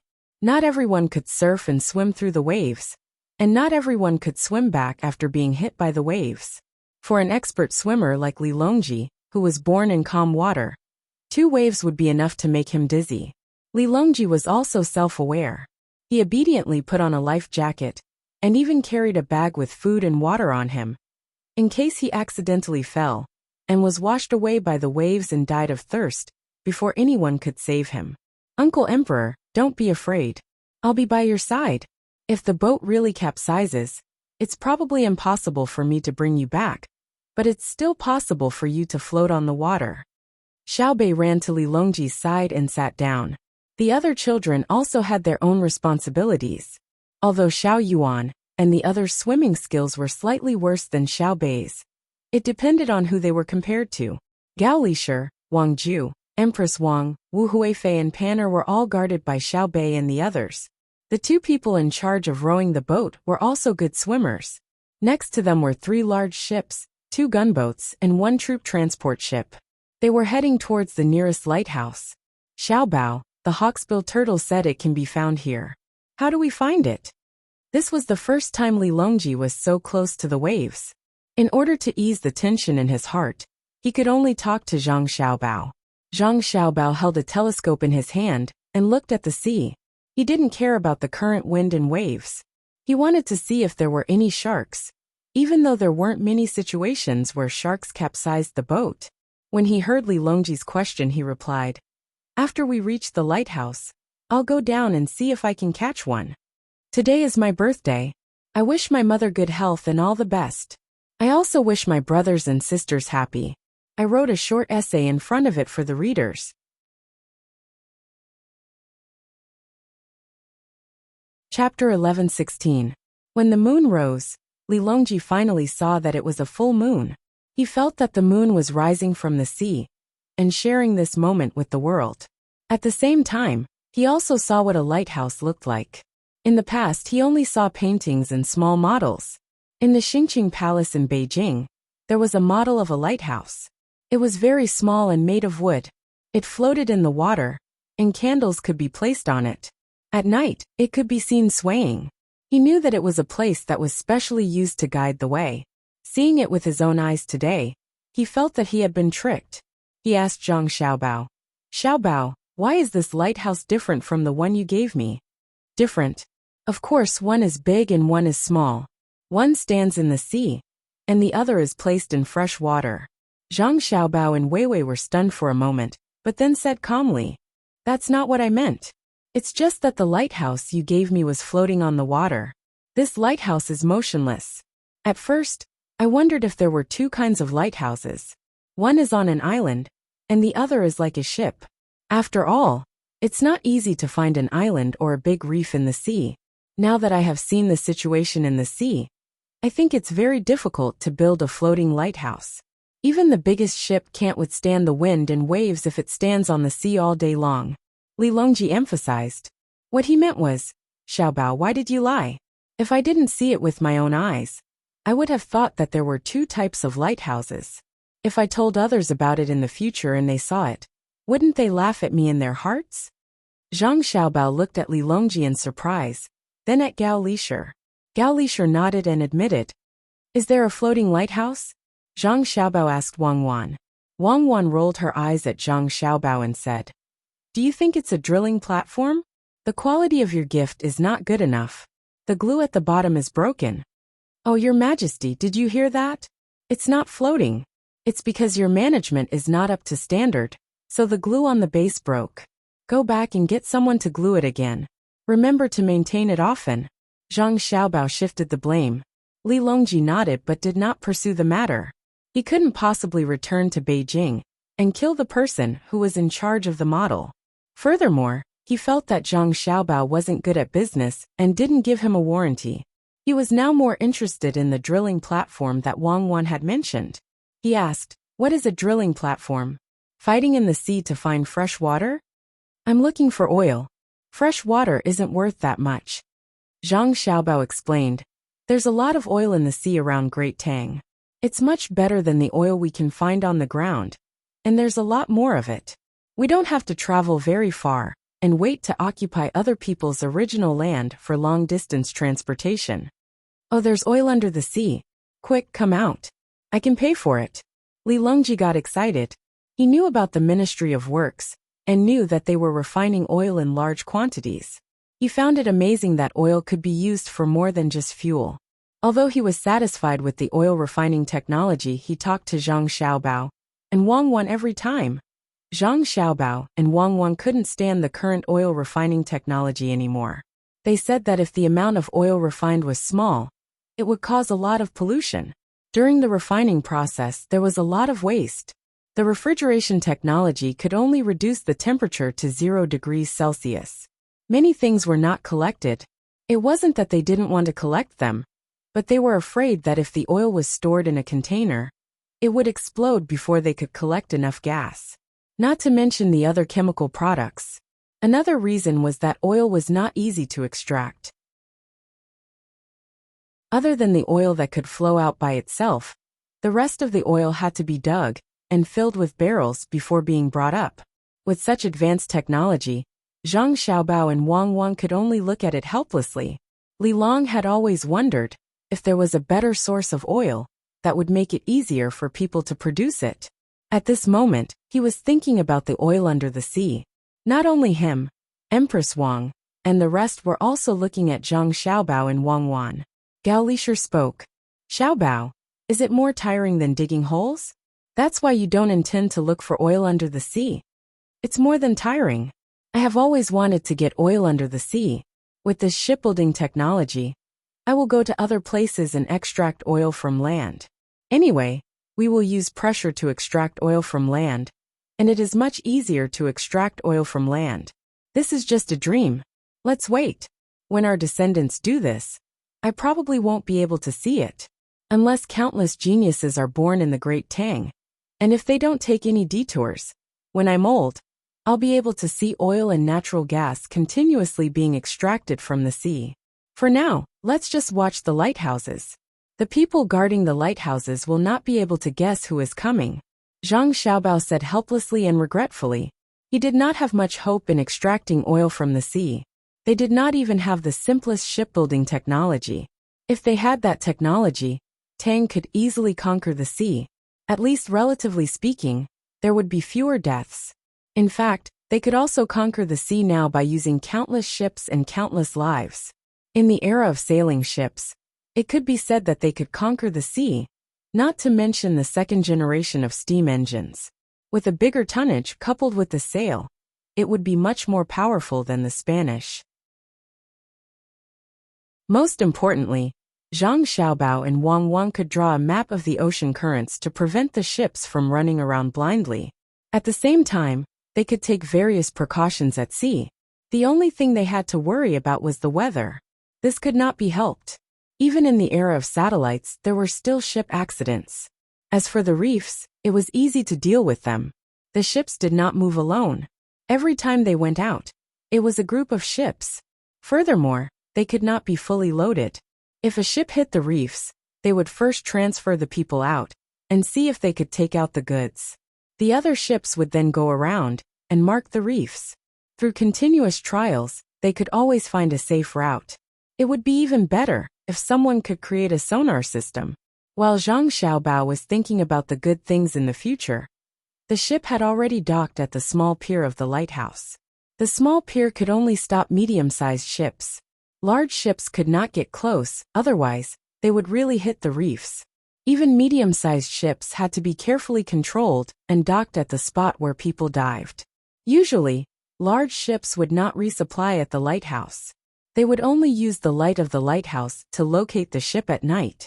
Occasionally, when they needed to resupply, it would be to replenish some fresh water.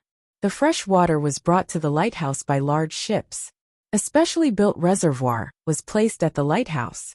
If there was a lack of fresh water, and they could not return to the port, they would replenish it. Apart from guiding the route, the lighthouse was mainly used by fishermen. The fishing boats were not very big. When they encountered storms, they would dock at the lighthouse. Then, they would place their hopes on the heavens. They hoped that the ships docked at the small pier would not be smashed into pieces by the storms. If they were really smashed into pieces, they could only blame it on their bad luck. At least they were still alive. When the ship docked, the lighthouse keeper came out with a glass oil lamp in his hand. After shaking it twice, he shouted, "Where's the ship?" One of the men rowing the ship replied, "It's Luzhou's. We just left Luzhou and are here for dinner." "Where's Luzhou's ship? Don't they know the rules? The weather hasn't changed. Why didn't they bring their own food? They're tormenting us at night." The lighthouse keeper's tone was clearly displeased. He stood there and did not come forward to help anchor the ship. Small ships were tied with ropes. They would not drop their anchors. If one saw a small ship dropping its anchor when it stopped, the owner of the ship would be the biggest fool. Li Longji thought the lighthouse keeper would welcome them happily. Was the lighthouse not the home of those who worked at the sea? Why was the lighthouse keeper unhappy? Then he asked, "What's the situation?" Of the two rowers, one jumped ashore to tie the rope. The other set up the gangplank and replied, replying to your Majesty's question. The so-called rule is actually an unwritten rule between the people guarding the pagoda and the people who go out to sea to fish. When the ship leaves the shore, if there are no special circumstances, the ship should not come up for dinner. This is because the lighthouse keepers have to cook for them. It's tiring and troublesome. Unless the ship asks them to use the fire when they come over, they don't care. The materials for the fire and the food for the lighthouse are all brought to the lighthouse by the fishermen at sea. The rule is that whoever uses them has to make up for it. Usually, the fishermen at sea would bring more and use less than what they bring. Hence, the lighthouse has a lot of surplus items. Under special circumstances, it's used by the people who are hiding in the lighthouse and can't go out. It's like taking from the people and using it for the people. While they were talking, Empress Wang and the others had already gone up. Li Longji also stepped onto the shore, nodded and said, "I understand. It's the same as the food stored in the trees when hunting in the mountains. It's an important place for emergency and rest. Everyone follows the same rule. They can't just leave after they finish eating." "That's right," replied Zhang Xiaobao. He was carrying the gifts for the lighthouse. They were local specialties from Xuanyang, fresh vegetables and fruits. Under normal circumstances, the people at the lighthouse could only eat fresh food once every few days, including pork and the like. They were all brought by the fishermen at sea.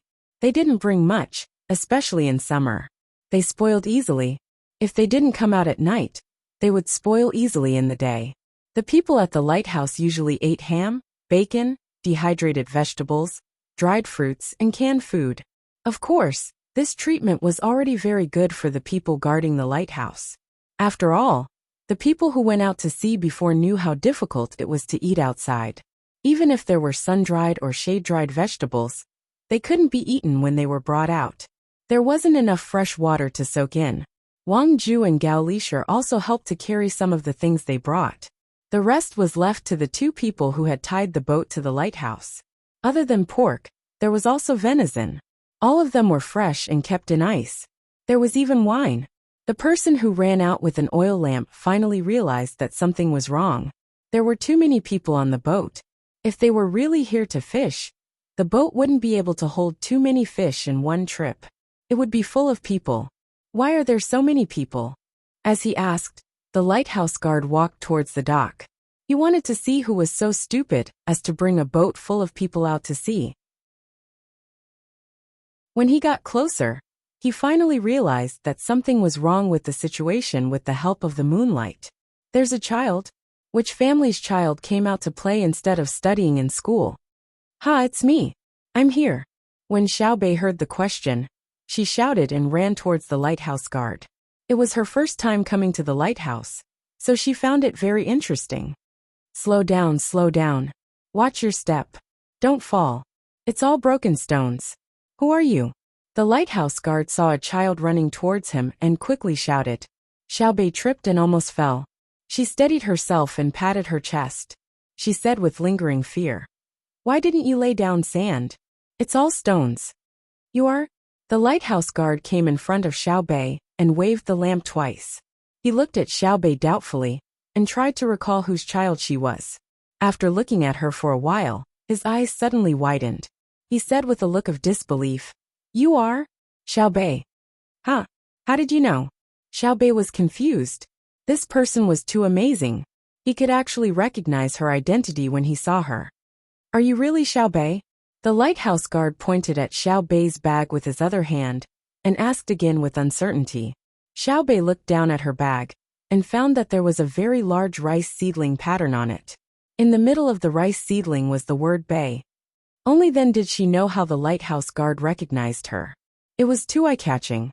Besides, other than the two families in Tang, no one dared to use the rice seedling pattern. "Alright, I'm stupid." Xiaobei patted her bag twice and asked the lighthouse guard, "Are you very happy? We're all here. Uncle Emperor, the Empress, Concubine Hui, and my grandfather are here. Haha, why aren't you smiling?" Xiaobei thought that the lighthouse guard would be very happy after knowing her identity. In the end, she was very disappointed. It was not that the lighthouse guard did not want to smile, but he was dumbfounded. He did not even dare to dream that the Zhang family and the Wang family would personally come to the lighthouse. They were so busy. How could they come to his place and meet him? Old Hu, what are you waiting for? Hurry up and greet the emperor. A rower carrying a large bag in each hand came to the front of the tower and shouted loudly. The bags were still dripping with water. Good, the emperor is here? Old Hu, I greet the emperor. The lighthouse guard finally woke up. His face was still full of shock. His voice was trembling, and he was about to kneel. Xiao Bei hurriedly pushed Old Hu with his hand and said, Don't kneel. It's full of gravel. I was wondering why you didn't put some fine sand on the ground. When the time comes, there will be the beach, the sun, and the waves. Wouldn't it be better to swim and bask in the sun? Let's talk inside. I'm here to take a look. Li Longji coughed and ordered Old Hu. Yes, let's talk inside. Old Hu repeatedly agreed. He turned his head and shouted at the lighthouse. Everyone get up. The emperor is here. Xiao Bei and the others are here too. Don't sleep in. Get up, everyone. Whether the people inside heard him or not, the people outside didn't know. Whether they panicked after hearing him, the people outside also didn't know. Li Longji had already heard that there were 2 people guarding the lighthouse. But from Old Hu's shout just now, he found out that there was more than 1 person inside. Glancing at Gao Lisher asked Old Hu as if they had a tacit understanding. How many people are guarding the lighthouse? 4. Old Hu replied. He didn't know Gao Lisher, but it didn't matter. Anyway, the people who could come were all of a much higher status than him. Even the 2 people who came with him could be seen clearly now. They were the leaders who specialized in using large ships to replenish the various lighthouses. Although there were fishermen in charge, in case the fishermen had something to do during a period of time, there would naturally be people who were responsible for delivering supplies. I once heard that there were 2 people guarding the lighthouse. Now there are 4? Li Longji asked personally. It has changed since 3 years ago. The lighthouse that is close to us has 4 people, and the lighthouse that is further away has 6 people. At that time, people from other places came over, saying that they were doing business, and then wanted to cause trouble. One of the lighthouse people was even killed by them. Since then, we have been on guard against all people who are not from the Tang Empire. We don't allow them to easily come to the lighthouse, and we also don't let them eat our lighthouse for free. Usually, a boat full of fish can only be exchanged for 2 bowls of water at our lighthouse. I heard the news from the lighthouse people at the front that they usually send a lot of fish and leave it at the lighthouse to prevent them from dying of thirst or starvation when something happens, and they don't have anything to give to the lighthouse. Their people really died of thirst after that incident. Although they are not from the same tribe as them, it doesn't matter. As long as they are not from the Tang Empire, they have to hand over their things first and help later. Old Hu said excitedly. Perhaps it was because it was nighttime, and he couldn't see the emperor clearly. So other than his previous nervousness, his heart was much calmer now. Li Longji nodded. His good mood just now had also changed. Whenever he heard that people from the Tang Empire were harmed in other places, he would be unhappy. Especially before he came, many people had died. Other than a small number of people from the Tang Empire, who were directly killed, there were also people from the Tang Empire, who were captured and needed to be killed. Xiao Bei also looked angry and asked, What about now? Are they still using the opportunity of coming to the lighthouse to harm our people? Xiao Bei had already guessed the general situation. It was like the story of the farmer and the snake. Or the other party probably looked like they were asking for help. Then they would wait for the lighthouse people to let them go up. And when they were close enough, they would suddenly attack. Too bad, they were all bad people. We shouldn't help them anymore, even if we brought the things over in advance. Old Hu shook his head and replied, No one dares to do that for a long time. The last time, the people who came looking for trouble didn't manage to escape. They were captured by our people. There were 5 of them, and they were tied to a small boat. They were sent to a place where the wind and waves were small, and they were left to dry in the sun. In the end, they were all burned to death. Now they've paid a huge price. We've directly reduced the price of the things they caught to half of Lu Zhou's price. That's 100 copper coins, but we only charged them 5 copper coins. Moreover, when they came to the lighthouse, they weren't allowed to go to the top of the lighthouse. They could only rest in a place where the wind and rain leaked out from a pile of rocks. This way, they wouldn't be washed away when the storm came. They were only allowed to enter the lighthouse when the storm was so strong that the waves could drown the pile of rocks they stayed in. Moreover, their hands and feet were tied. Why are you only out now? Quickly, come and greet the emperor. As Old Who spoke, he saw the 3 people who came out of the lighthouse. He hastily called out to them. In truth, the 3 of them had changed into clean and tidy clothes. At this moment, they were looking around excitedly for the emperor. When they heard Old Who's movements and saw his signal, they fell to their knees and kowtowed to the emperor at the same time. In the past, Li Longji liked it when people kowtowed to him. However, he was annoyed by it now. He felt that he would have to go out more often in the future. If all the people he passed by were like this, he would waste his energy on etiquette. After he gave the order, he had the 3 of them rise to their feet. Then, he led the way into the lighthouse. The space below the lighthouse was huge. Only the observation post at the top was small. Li Longji went up to the 2nd floor. At this moment, all the oil lamps in the lighthouse were lit, illuminating the interior of the lighthouse. Li Longji looked around as he walked. From time to time, he would touch the walls of the lighthouse and knock on them with his knuckles. He nodded in satisfaction before he asked Zhang Xiaobao, "Did you spend a lot of money to repair the lighthouse?" "We didn't spend any money," Zhang Xiaobao replied. "The money was saved by the lighthouse's keepers. We agreed that the money they earned would belong to them. However, they still used it to renovate the lighthouse. We're the only one who paid for the first renovation." Li Longji's interest was piqued. He asked, "Apart from the wages, they earned extra money?" Old Who did not wait for Zhang Xiaobao's reply. He said, "Yes, Your Majesty. We earn money from this. In the lighthouse, we have something that specializes in rearing fish and prawns. We don't let them breed. Instead, we catch them and raise them there. When there are enough of them, we'll give them to the supply ship. The supply ship will bring them back. After the price is calculated, a portion of the money will belong to us. Since we don't have anything else to do, we'll fish and prawns on the islands or the reefs. If we come across a good species, we'll rear them. Since my lighthouse is close to Luzhou, it's not enough. The people from the farthest places, especially those who come from other places, usually bring precious items with them. The lighthouse keepers keep the price low. In fact, they don't even pay 5%. If we come across good pearls, tortoiseshell and large abalones, we'll earn a huge sum of money. This is why we're willing to trade with them. Although one of our men died, we'll allow them to provide us with items. The farthest reef is 475. The 6 men who guard the lighthouse managed to save up more than 4,000 strings of coins in a year.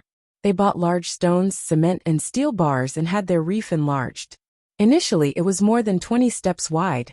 Now it's about 50 steps wide. The lighthouse has been renovated as well. Even so, they still have a lot of money left. They bought carriages for their families. They're much wealthier than the average person. In the second half of last year, other people complained, so they had no choice but to switch with others. When spring comes, I'll switch as well. Old Who seemed very excited. He meant to say that it was easier to make a fortune if they switched to a farthest place. Naturally, they also had to be lucky. People from other places would be willing to trade with them if they came across valuable items. Li Longji was speechless. In his opinion, the lighthouse keepers were not willing to go to farthest places. It was not easy to go back and forth. Moreover, they would not have time to treat their illnesses. He did not expect that in the face of money, all difficulties could be solved. He actually managed to earn 4,000 strings of coins in a year. This was shocking. While they were still in shock, they arrived at the 3rd floor. There was another floor above that. Then, they arrived at the lookout pavilion at the top. It was not this high in the past, and the space was not so big. Everyone sat down. Old Who ordered someone to prepare tea.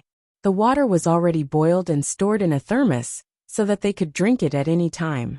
Drinking a mouthful of hot water would make one feel much better. Li Longji did not ask Gao Lisher to bring out his tea. He drank the tea prepared by the lighthouse. It tasted bad and had a lot of foam. After drinking a few mouthfuls, Li Longji asked, "There are 4 people in the lighthouse. What are they in charge of?" "In response to your question, Your Majesty, they're also in charge of the lighthouse. However, they usually do different things. For example, I'm in charge of cooking. My cooking is the best. When I'm not sleeping, I cook for them. When I sleep, Little Chi cooks for me. Apart from fishing for prawns, we're also learning how to read." 2 of the soldiers were sent here by Lu Zhou. They were fully literate, and even brought books with them. When they were not catching fish, they would train in the sea around the lighthouse, or shoot at the targets on the small boats that were released from the shore. Sometimes, they'll sit on the boats and shoot at the targets in the sea. They're specially sent by Lu Zhou. Not everyone has this opportunity. Only the most elite are allowed to train in the lighthouse for 2 years. A place with 6 people is 4 soldiers. I heard they'll be used for war in the future. Now they're practicing swimming and shooting at the floating targets. Old Who could not be bothered to drink his water. There was no end to the conversation. Little Chi wanted to chime in, but he did not have the chance. As for the 2 soldiers, they sat obediently at the side with their backs straight as they waited for the emperor's orders. The 2 men who rowed the boat could not rest. They climbed to the top and took over the lookout job. Li Longji listened with great interest. He would think about it from time to time before he voiced his doubts. When he heard Old Who talking excitedly, he felt a different kind of feeling. Old Who explained the current situation of the lighthouse. There were more and more lighthouses. Whenever there was a big reef in a certain place where the lighthouse would not be submerged in a storm, Lu Zhou would send people to repair it. Then he would arrange for people to work on it. It seemed like a lot of money was spent. Moreover, it did not seem like there was a need for so many lighthouses. However, there was a benefit to having so many lighthouses. The ships that went out to sea became bolder. This was especially true for the lighthouses that were only dozens of miles apart. Once people entered the lighthouses, they felt as though they had returned home. There did not seem to be any danger in that part of the sea. The light from each lighthouse was mesmerizing at night. On the other hand, places without lighthouses would be dark at night. Not only would their eyes be uncomfortable, but their hearts would feel empty as well. None of the fishermen would want to fish there even if there was a big school of fish there. Aren't the gunships in charge of scouting for fish? If they help, they can at least send news back quickly, right? Li Longji could imagine how lonely it was to be out there. Even if the ships were slightly bigger and had a few people on board, they would still feel uncomfortable when they were far away from the range of the lighthouses. Your Majesty, the gunships will report when they see a school of fish on their way back. However, the telegrams can't travel too far. It's said that there are telegrams that can travel even farther in the capital, but Lu Zhou doesn't have one yet. The gunships can't be responsible for delivering news to the fishermen. At the same time, the gunships won't chase after the school of fish. When they return from a patrol mission, the school of fish would have already disappeared. Old Who seemed regretful when he mentioned this. Li Longji looked at Zhang Xiaobao. He wondered why Lu Zhou was not given a good radio station. Zhang Xiaobao sighed helplessly and said, "Do we have to talk about everything openly?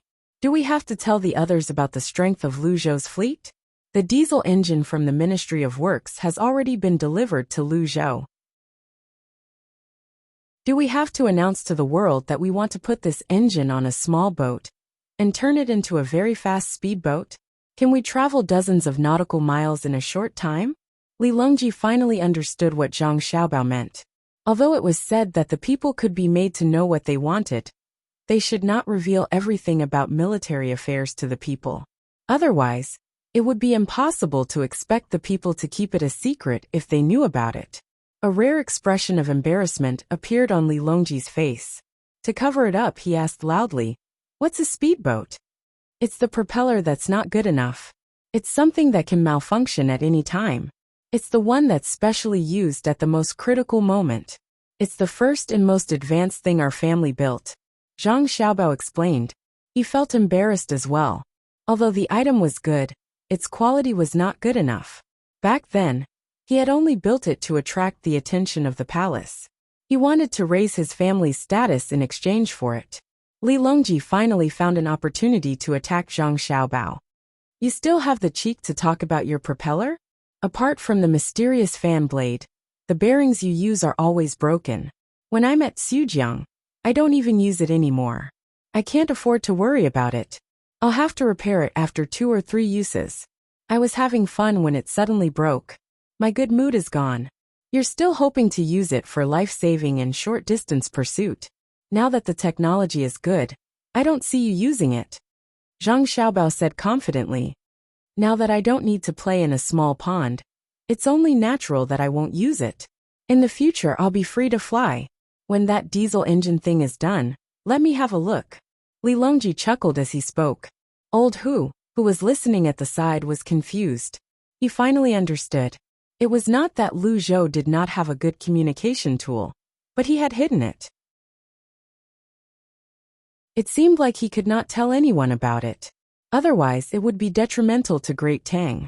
He was confused. What diesel engine? What speedboat? What's a bearing? He knew he did not know, but he did not dare to ask. Xiaobao had said to keep it a secret. The more he knew, the easier it was for him to spill the beans. Let's eat. Try the food from the lighthouse. Things that are chilled can't be kept for too long. Let's cook them, Li Longji said to Old Hu, not wanting to continue talking about the Great Tang military technology. Old Hu did not expect to have a chance to cook with so many people here. He happily agreed and promised to cook his best dishes. Then, he turned around and happily went to the kitchen. Old Hu's best dishes were nothing special to Li Longji. He could eat them, but they could not compare to Xiaobao's. In fact, even the chefs of the Sea Cloud restaurant could not compare to his. However, he still had a good time eating. After the meal, he asked Old Hu about the lighthouse in the sea. With a different dream in his heart, he found a place to sleep. Zhang Xiaobao, on the other hand, was worried. He was not worried that something would happen, but he was worried that they would have to go to the next lighthouse tomorrow, or even one that was further away. This was because Li Longji had asked Old Hu many questions before he went to sleep about whether the lighthouses at different distances were the same. Old Hu's answer worried Zhang Xiaobao. It was impossible for the lighthouses to be the same. Some waters were different, and the scenery was different. The things produced in the sea were also different. Moreover, the lighthouse they were in was surrounded by gravel. Old Hu also said that it was because of the reef that was made of gravel. No matter how much fine sand was collected from elsewhere, it would still be washed into the sea by the waves and storms. It was impossible to build a dike to stop it. However, some lighthouses were small islands surrounded by fine sand. The scenery was beautiful, and a long distance away was shallow water. Under the sun, the sand shone like gold. If one wanted to swim, one could see many small fish in the shallow water, and all kinds of seabirds in the sky above. If it was not so far away, they could even build a few houses on it and settle down there. Li Longji listened to Old Hu with a yearning expression on his face. From time to time, he would ask Zhang Xiaobao if it was the same. Zhang Xiaobao was speechless. Was there a need to explain why it was called the Blue Sea Silver Sand? It was because of the beautiful scenery. There was a natural beach, floating clouds, and clear water. As expected, early the next morning, Li Longji hurriedly finished his breakfast and said to Zhang Xiaobao, "We're out here once, after all. I don't know when the next time I want to go out to sea will be. Why don't we go to 2 more places while the weather's fine?" What else could Zhang Xiaobao say? Naturally, he nodded in agreement. However, he could not continue to sit on the medium-sized ship. It was easy for the rowers to die of exhaustion at their posts. When he boarded the troop transporting ship, he sent a message to Lu Zhou, asking for a supply ship. Then, he let the ship sail at half-full sail, and slowly made its way to the small island with the beach. He would wait for the supply ship behind him to come up before the full sail was raised. Xiaobao, when it comes to sceneries, every place is different. The sea in the south is really nice. It makes people feel comfortable just by looking at it. The sky is blue and the clouds are white. Look, there are so many white clouds in the sky. Don't they look like pictures? Li Longji held a goblet filled with ice and wine. He placed his other hand on his back as he stood at the bow of the ship. He enjoyed the sea breeze as he spoke to Zhang Xiaobao. Zhang Xiaobao looked up at the clouds that seemed to be increasing in number and density. he said worriedly. Your Majesty, please wait for a moment. I'll go and ask a few people. I'll come back and admire the paintings with you. Zhang Xiaobao turned around and left. He went to look for someone who was experienced at sea and asked if there would be a storm. In this era where there were no satellites, he could only rely on himself. Naturally, there were times when a person's experience was more powerful than a satellite's. If he did not keep an eye on the clouds and the data from the various stations on the ground, the weather forecast would not always be accurate. However, experienced people would be able to make a judgment based on the wind blowing and the clouds in the sky, as well as what had happened in the past during this season. Many of these people were old. When he first came to Luzhou, he relied on this group of old people to help him predict the weather. They were very accurate. At this moment, there were more than 10 old fishermen on the ship. Their job was to look at the weather. After asking around, Zhang Xiaobao felt relieved. It would rain, but it would only rain at night. Moreover, it was not a heavy rain but a light drizzle. 2 of the old men said it was moderate rain. At the same time, some of them said it would stop at midnight, while others said it would last until the next night. Zhang Xiaobao had to choose who to believe. In the end, Zhang Xiaobao decided to look for a lighthouse tonight and planned to rest there. He could not stay on the ship. It would be best if he stayed on a small island. If there was a storm, he could abandon the ship, but he could not let anything happen to the people. What do you think? It's only a heavy rain. There's no need to be too anxious. Li Longji had not seen a storm at sea with his own eyes. He spoke to Zhang Xiaobao based on his own conjecture. Zhang Xiaobao felt that it would be great if there was a storm. He wanted Li Longji to see if it was just a heavy rain. Your Majesty, it's different from the heavy rain you saw in the palace in the capital. When a storm comes, the waves can be dozens of meters high. Don't you see that there aren't many houses at the docks? It's not that they don't want to build houses in places with good scenery, but they can't withstand the torment. If there is a hurricane, many of the ships at the docks will be broken. Small boats have no resistance in the sea and can fly up in an instant. If there is a chance, I'll let you see it. Look at the clouds. There are also seabirds. There will be seabirds that will land on the ship. Just sprinkle a few grains. It's very interesting. Zhang Xiaobao knew how serious his words were. Li Longji was only imagining it. Those who had never experienced it would never understand the power of the sea. Li Longji did not think too much about it after hearing Zhang Xiaobao's words. Instead, he looked forward to meeting them. He felt that Zhang Xiaobao and Wang Wan had the ability to ensure his safety. Even Zhang Xiaobao himself did not think that he had the ability. However, he was curious about what Zhang Xiaobao said about seabirds landing on the ship. He asked, "Aren't birds afraid of people? As long as you don't hit them, they'll be fine. Look, there are seabirds on the mast now. They need to rest as well. Oh no. Come back. Shui Yin, you're not allowed to catch seabirds to eat." When Zhang Xiaobao looked up at the mast, he suddenly saw a flock of eagles flying in the distance. The red and white eagles were too dazzling. On the way here, Shui Yin and her family had nothing else to do. Therefore, they tagged along and helped to scout the surroundings. They also caught a lot of prey. When they arrived at Lu Zhou's place, he arranged for them to stay in the tallest building behind Ocean Cloud Inn. He did not expect them to tag along. Based on the way they flew, it was clear they wanted to use force to prove who was in charge of the sea. After shouting, Zhang Xiaobao waved his arms vigorously. He knew Shui Yin and the others could see him. The seabirds on the mast who usually ate fish and now had a chance to taste grains saw the eagles flying in the distance. They did not even have time to rest. They flapped their wings and fled. Shui Yin seemed to know what Zhang Xiaobao meant. Perhaps she did not intend to kill anyone. She looked at the seabirds disdainfully and led her family to land on the mast where the seabirds were resting. Then, she called out to Zhang Xiaobao below. "Your Majesty, the grains won't do. Please feed the seabirds some meat later," Zhang Xiaobao said to Li Longji, who was also looking up.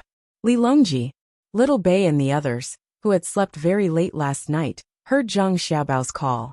Shortly after, they pushed open the cabin door and rushed out. They opened their sleepy eyes and waved their arms happily as they greeted Shui Yun and her family. Come down, Shui Yun.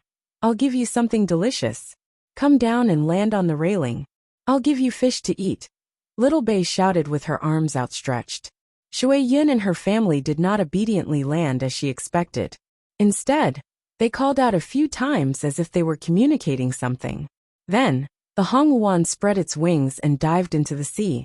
It was so fast that when its whole body was about to plunge into the water, it flapped its fiery wings, and its body suddenly slowed down. However, it was only relatively slow.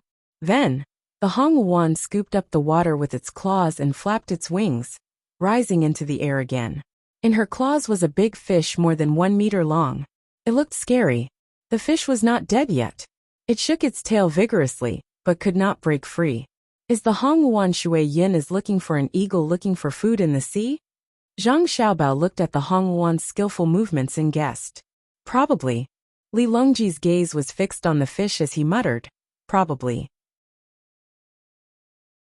Carrying the fish, the Hongwuan flew toward the ship and spread her claws on the deck. The fish she caught finally broke free, but was unable to return to the sea. With a bang, it smashed onto the deck and stopped moving. It was either knocked unconscious or fell to its death. The Hongwuan landed on the mast and called out to the 11 little eagles. The 11 little eagles immediately dived down from the mast. 2 of them dived into the water and flapped their wings a few times before flying up again.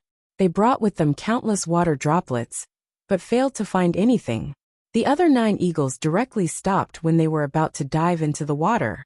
Then they flapped their wings and flew up, not daring to enter the water. Seeing this scene, Little Bei shouted at the 9 eagles.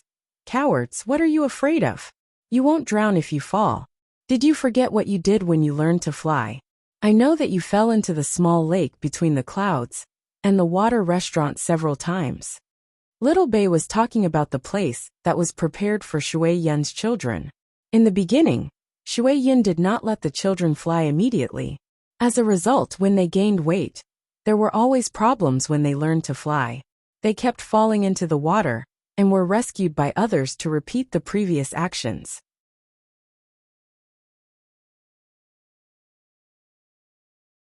Chapter 11:17. The first time they failed to teach the children how to fish in the sea, Hongwuan and Shui Yin didn't show any signs of anxiousness. Unlike the other eagles, they wouldn't give up after teaching once. Shui Yin flew into the sky and drove the 11 children back to the mast. He called out and personally flew down to catch the fish. His actions were exactly the same as Hongwuan's. The only difference was that he went a little deeper into the water. When he came out again, he had a fish more than 3 meters long in his claws. The reason why it was so long was not because the fish he caught was big, but because he caught a hairtail. The hairtail twisted its body in the air, as if it was unwilling to be caught like this. Like Hongwuan, Shui Yin threw the hairtail onto the deck. This time, the hairtail was a little stronger than the previous one. It didn't die and was still struggling. Zhang Xiaobao flicked his wrist and a knife flew out, nailing the hairtail's head to the deck and freeing it. Li Longji looked at Zhang Xiaobao in surprise and asked in puzzlement, "Where did you hide your knife? You're wearing short-sleeved clothes." "Around the waist. I'm not wearing pants without a waist," Zhang Xiaobao said casually. Just like when Wang Wan asked him where he hid his knife, he said it was in his sleeve, as if no one should ask such a stupid question. "This sickle fish is big. I'm going to fry it. Shui Yin and Hongwuan are really good. You should learn from your parents." Xiao Bei praised and encouraged the 11 little eagles. He ran to the side of the hairtail fish and squatted down to look. Hairtail fish, in some places, were called sickle fish, and in some places, they were directly called blade fish. However, they were different in shape from the Yangtze River blade fish. A 3-meter-long hairtail wasn't small, but it wasn't too big either. At Zhang Xiaobao's time, there were people who caught more than 1,500 caddies of big hairtail. No one ate it, and it was put on display as an exhibit. "It's enough for the 11 of us." Xiao Bei measured the hairtail with his hand and turned to the other children who didn't go over. Panna ran over and kicked the hairtail, shouting, "Fish, fish." The water cloud in the sky called out again, and the 11 little eagles rushed down again, going back and forth. Every eagle that caught a fish would be praised by the water cloud. and every eagle that didn't catch a fish would continue to catch one. There was an eagle that didn't dare to go into the water, but after being pecked by the water cloud, it finally went into the water. Shuiyin was indeed not as foolish as other eagles. Furthermore, he was very strict. He knew how to ask people for cotton to make nests for his children. He also knew that when his children were still young, they needed to eat insects and so on. Because he and Hung Wan were too busy to raise all of them, he asked people for insects to feed them. They were even more aware of the various dangers that would appear during the process of children learning to fly. Therefore, they were willing to accept the arrangements and measures arranged by their home to protect children who could not fly for a while. However, he did not allow the child to shrink back again and again. That meant that it was fine if the child could not catch the fish and could practice more. However, it was absolutely impossible for the child not to go down and catch the fish. The eagles who had been in the water once were not so afraid when they went down again. They also became more and more proficient in catching fish. There were small fish and big fish. Every eagle caught a fish and threw it on the deck like Shuiyin and Shuiyin. They went back and forth again and again. Soon, there was a small mountain of various fish on the deck. The people on the ship also came out to watch the fun. When they looked at the 13 eagles, their eyes revealed envy. They also wanted to have one. One was enough, and they didn't want to be greedy. However, they also knew that this wish could not be realized. Even if they got an eagle, it would absolutely not be as smart as the 13 eagles in their eyes. Moreover, it would be very troublesome to train them. Enough, stop catching. Rest for a while. It's enough for us to eat. Not everyone on the ship will eat. If everyone eats, it won't be enough even if you catch for a day. Quickly stop. Don't tire yourself out. Xiaobei was more than 10 meters away from the small mountain of fish and shouted at Shuiyin. She ran so far because there was a little eagle that dared to catch any kind of fish. Like a newborn calf, it actually caught a small shark. It was about 80 centimeters long.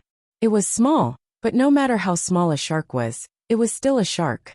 Its back was scratched and a lot of blood flowed out. But it didn't mean that the shark couldn't move when it reached the deck. Some greedy sharks even rushed to the beach more than 10 meters away to eat people. Of course, the result was naturally that it was eaten by people. Xiaobei was very clear about the power of sharks. When she was still in Jili province, she personally fed sharks. They were also raised in the zoo in the capital of the Tang Empire. She didn't think that she could fight sharks in the water with her swimming ability. If it was her brother, he might be able to because he was strong enough to go down with a weapon. Shuiyin seemed to think that what Xiaobei said made sense. It was good that they learned it. After calling twice, the 11 eagles stopped and followed their parents to the railing of the ship. There they panted and rested. Their stomachs were bulging. Obviously they were very tired. Zhang Xiaobao looked at the shark and walked to Xiaobei's side. He said to the people behind him, "Kill the shark first to avoid hurting people. In a while pull the net. Today, everyone will eat fish." Immediately, someone came over from behind with a fork and stabbed the shark. As for eating fish, no one was too excited. It seemed that they were tired of eating fish. After the shark was killed, except for the scratches on its body, the skin of the other parts of its body was still intact. People who often stayed at sea knew that sharks didn't matter, but shark skin was very precious. The belts and bags made by Zhang Xiaobao and Wang Xiaobao could be sold for a lot of money. Xiaobei asked her brother for a knife and pulled out a fish from the mountain of fish. She waved the knife and cut the fish into strips. Seeing that there were no bones on it, she held it in her hand and came to the eagles standing on the railing.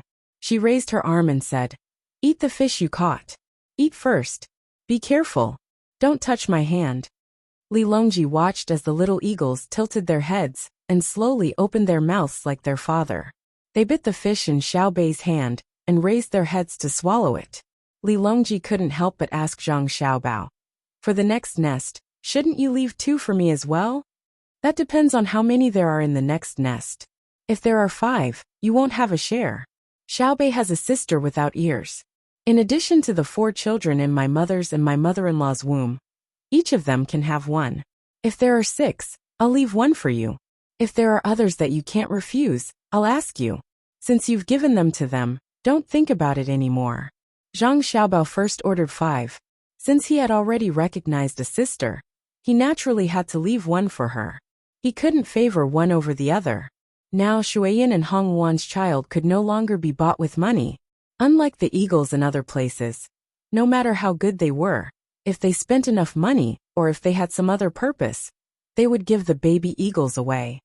What if there are 4? Who won't you give them to? Li Longji asked. What he meant was that if there were 4, there were 5 children in Shuiyin's family.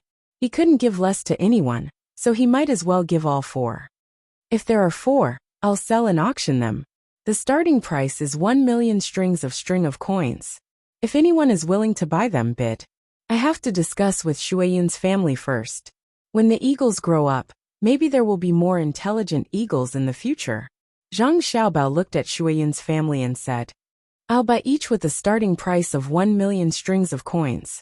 Let's see who dares to compete with me. After all, I'm an emperor, right? Do you lack a few million strings of coins?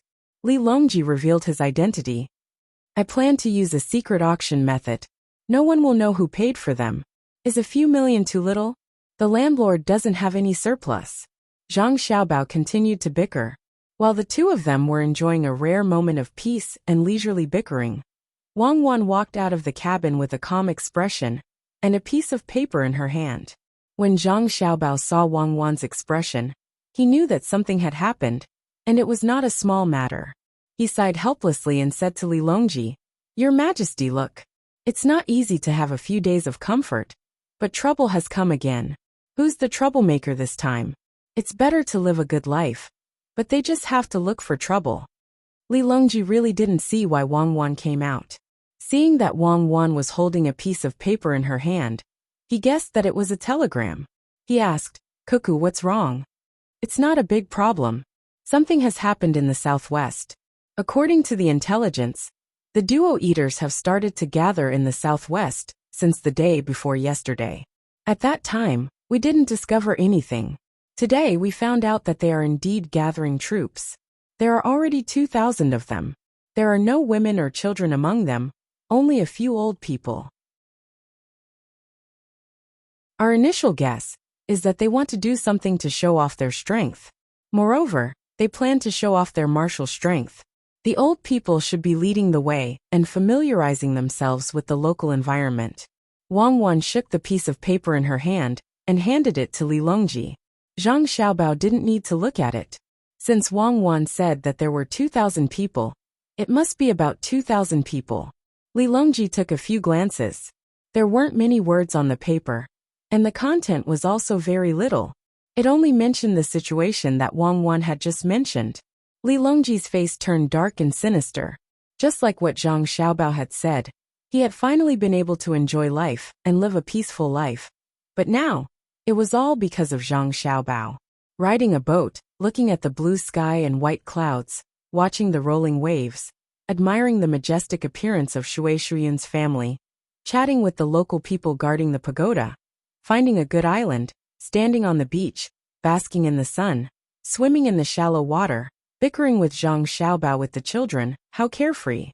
However, there would always be people who would come and cause trouble. His great Tang didn't attack duo eaters now, but duo eaters dared to make a move first. Even if they wanted to die, they didn't have to be in such a hurry. When the people on the other boats heard Wang Wan's words, they were all very angry. They were the navy.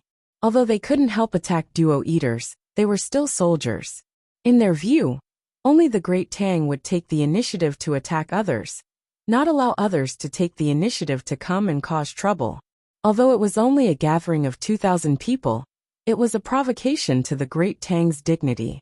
When they attacked, they would directly attack duo eaters and ask them if they still dared to do so. Yes, that was the way to ask. It was very satisfying to ask. After Cuckoo finished asking, the Tubo people at that time almost went crazy with anger. It was like when two people were fighting, one was put on the ground, and the other was on top of him. Then, he was slapped continuously until his face was swollen. He thought that he would find a chance to repay him in the future. But in the end, The one who hit him pointed at him and asked if he still dared to do so in the future. Killing people was just a matter of time, but after hitting him, he was insulted. Li Longji also thought so he asked Zhang Xiaobao and Wang Wan, "Where are your soldiers? Why didn't the intelligence say that the cavalry should go and attack and scatter them? Don't tell me that your soldiers are in small numbers in the original Tubo and Qinghai Lake and have no combat power. I don't want to see how others provoke us and how our great Tang tolerates the information. What I want to see is that when others say something wrong, our great Tang soldiers have already settled the matter. What are you too busy with? Why didn't they attack when they gathered? Should we wait for them to attack first?" When Li Longji finished speaking, he was already shouting. He seemed very dissatisfied. Bei Bei was also very angry. Xiao Bei was also furious. He said, "Brother, sister, let's hit them. They're too much of a bully. We're not the kind of people who can only return one slap when someone slaps us, but not two. We're the kind of people who can slap someone first. Let's not talk about fighting back. Even if he mutters a word, we'll kill him.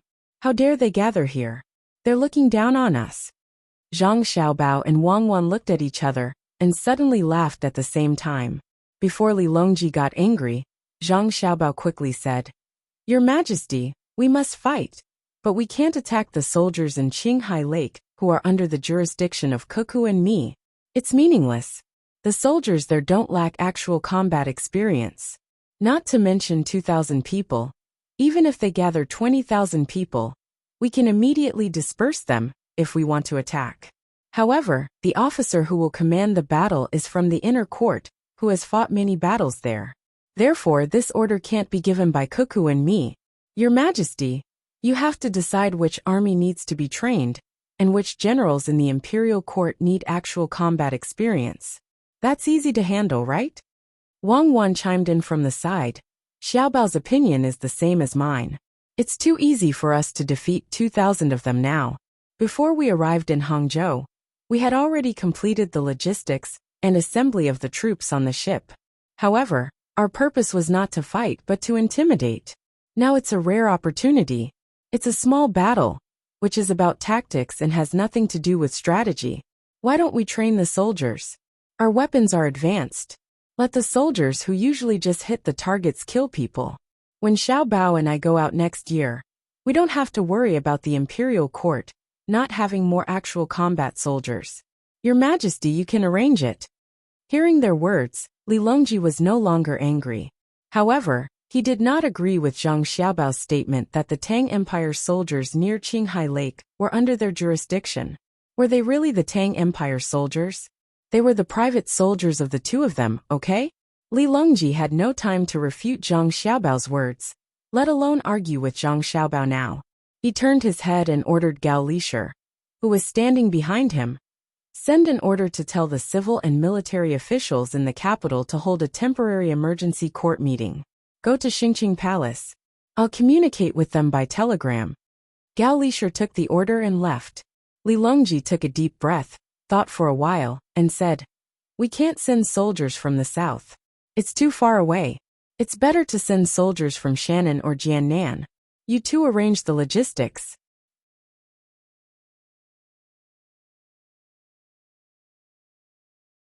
Chapter 11:18. Li Longji happily went to hold an instant telegram conference while Zhang Xiaobao and Wang Wan continued to play with their little brothers and sisters. The two of them were in no hurry to allocate the supplies. From the other party's actions, it seemed that Duosher didn't want to start a large-scale war. Otherwise, they wouldn't have been able to gather an army right under the noses of the Great Tang, let alone 2,000 people. Zhang Xiaobao and Wang Wan were very confident in this. The environment and terrain of that place weren't a place that just anyone could start a war with a large number of people. If it were that simple, the two of them wouldn't have needed to train in the Turkic lands for a year. It would have been much more convenient to just charge over. In Wang Wan's words, little Gao had once gone to fight, but due to various reasons he had lost the war. However, the victorious Duosher had not been able to attack the Great Tang's territory in one go. Similarly, even if little Gao had won at that time, he hadn't been able to bring his soldiers too far in. The climate wasn't suitable, and the supply route was too long. These were all crucial factors. At that time, Duosher had been more formidable than it was now. It was just that Duosher's political rule had been more stable than it was now. In that situation, they hadn't been able to invade, much less now. Wangwan guessed that Duosher had seen that they had increased the number of soldiers in Tubo, and used the excuse of disaster relief as an excuse. However, even though the disaster was over, the soldiers had not been withdrawn. Thus he was a little anxious, or more accurately afraid. Thus, he naturally had to do something to delay, or stop the Great Tang's plan to invade. By bringing out 2,000 people, he was expressing his attitude. First, Duosher wanted to use this method to tell the Great Tang that he, Duosher, would not just wait to be beaten and not retaliate. He had his own soldiers. Second, he wanted to say that he didn't want to attack them. He didn't intend to start a large-scale war. He just wanted to protect his own position. This wasn't a provocation, but a helplessness. He was admitting defeat, but he wasn't directly saying that he couldn't do it. Instead, he was expressing it through actions.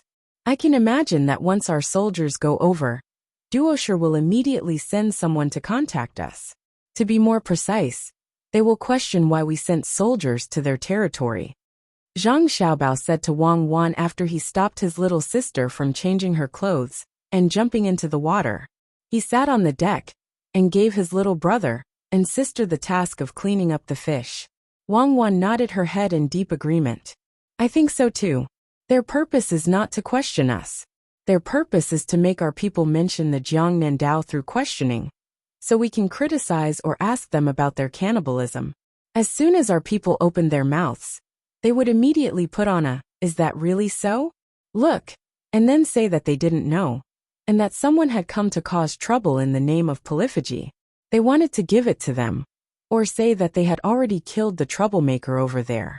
They even sent us a bunch of duo cannibals' heads to show us, saying that it was the responsibility of this group of people. But in fact, the heads were sent by the duo cannibal lord. In other words, they were the people who had been eliminated internally. They might even come to pay tribute. Unable to swim, Xiaobei squatted next to her brother and sister to clean up the fish. Her mind was not on the fish. She glanced at her brother and sister from time to time, and listened to them talk. At this moment she interrupted. Zhang Xiaobao and Weiwei smiled and praised. You can tell just by looking at Xiaobei, let alone duo cannibal. After being praised by her brother, Xiaobei became excited. She immediately put down the work in her hands and said, I know what they are up to, so we must not ask them about the Jiang Nandao first. Instead, we must directly ask them why they have stationed troops on the land of the Tang Empire. Then we will ask them to retreat. If they don't retreat, we will bombard them with cannons. We will attack them from the sky and on the ground. We will also ask Shuiyan to be in charge of reconnaissance. What do you think? Good idea. When the time comes, our Xiaobei will ask them in her own name. Zhang Xiaobao smiled and patted his sister's head. What he said was naturally a little perfunctory. The people in the past would not mention the issue of whose territory it was. If they really did, Duo Cannibal would definitely change the topic and start to argue with the Tang Empire about the issue of the territory. The Tang Empire did not have the time to play with Duo Cannibal. The purpose of the soldiers in the past was to fight and train them, although they were good at training and had a high success rate in shooting fixed targets and moving targets. But in real life, the enemy wasn't a fool. They wouldn't just stay there and be a target for you. After suffering a few losses, they would also hide. The people on both sides could be considered a form of training. It was just that one side was very passive. Xiaobei happily continued to clean up the fish. When it was almost time for dinner, Li Longji, who had casually eaten something at noon, ended the instant telegram meeting. With a tired expression, he found Zhang Xiaobao and Wang Wan. He poured himself a glass of wine and added a lot of ice cubes in the wine, looking like he wanted to drink melted ice instead of wine. He raised his head and drank 2 mouthfuls of wine and chewed a piece of ice. After that, he let out a long breath of enjoyment and asked Zhang Xiaobao and Wang Wan, "How is the logistics arrangement?" We can't wait for the soldiers to run to the front and end up with no bullets and no food to eat. We have discussed it. Cuckoo and I plan to give this difficult and glorious task to the logistics groups in Jianan and Shannon. We will find people in the form of a tender. Whoever performs well and provides the best conditions will be the one we will use. Zhang Xiaobao did not mention anything about logistics to Wang Wan. When Li Longji asked, he casually answered. Wang Wan nodded in agreement. It seemed like the two of them had really considered this for a long time before coming to a decision. Li Longji and Wei Wei paused and looked at Zhang Xiaobao in surprise. Then they asked, why is it not your family's people or the imperial court's people? Even if it is a small-scale war, it is good to train the soldiers. Logistics soldiers are also soldiers, and they are not inferior to the soldiers on the front lines. If our family and the imperial court's people are mobilized, the matter will become serious. It will give the impression that we want to start a large-scale war, and it will make them more vigilant. It will affect our training of the soldiers. If we send the local groups, it will give them a false impression. Our family soldiers in the Tubo region will not be mobilized, and our logistics will not be mobilized. This will make the people of Duoshi think that we are going to fight them to put on a show for the people of Great Tang, and not really want to make the war as tragic as possible. Our people have other things to do. For example, when the railway is being built, they can help transport construction materials, organize meals, and so on. We can't spare any manpower. We have to develop the country's infrastructure. Zhang Xiaobao explained to Li Longji. After listening to his words, Li Longji felt that Zhang Xiaobao made some sense. However, when he heard the latter part, Li Longji felt that Zhang Xiaobao was talking in his sleep. What did he mean by developing the country's infrastructure? Not being able to spare any manpower? Not to mention the people of Duoshi. Even he did not believe it. Knowing that Zhang Xiaobao was starting to scheme again, Li Longji did not intend to fall for Zhang Xiaobao's words. Instead, he turned his gaze to Wang Wan. Wang Wan was also in a daze. She had not discussed this matter before, so she had to think carefully about it. After a while, Wang Wan finally considered part of the matter. The reason why she only considered part of it was because she was not sure what Zhang Xiaobao wanted to do. Li Longji, who was standing there with an unhurried expression, said, Zhang Xiaobao's meaning is that our and the imperial court's logistics troops will be used to build the railway. Not only will they be used for transportation, but our people will also have to participate in the construction of the railway when it is not too dangerous. In fact, during the transportation process, we will also have to repair the road to the railway line. Furthermore, the speed must be fast and the quality must be acceptable. We will also improve the training of the logistics troops in charge of roadbed engineering. In other words, we will strengthen the training of the engineers. After Wang Wan finished speaking, she looked at Zhang Xiaobao. Zhang Xiaobao returned a look of certainty. Why is that? Li Longji could not guess. To be more precise, his mind was not completely on the current topic. He was still in the state of the telegram conference. Wang Ju, who had also followed Duoshi, thought of something and said, Your Majesty, I think that Xiaobao and Cuckoo are doing this to make it more convenient for them to fight Duoshi in the future. The current conflict with Duoshi is a small-scale battle.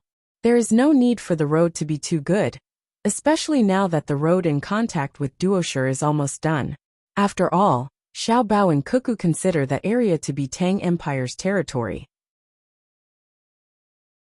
Letting the logistics companies in those two places be in charge of the logistics task now is not a big deal, even if there are some mistakes. However, when we fight Duoshi in the future, the logistics must follow up.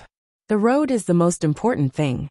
Now let Xiaobao's people cooperate with the people of the imperial court to do this. While saving the cost of other people's manpower, it also has the effect of training the troops. Oh, right, I was thinking about the matter of the meeting just now and was confused for a moment. Li Longji blinked twice, and finally came out of the state just now. He naturally admitted that he was not focused enough. Then he continued.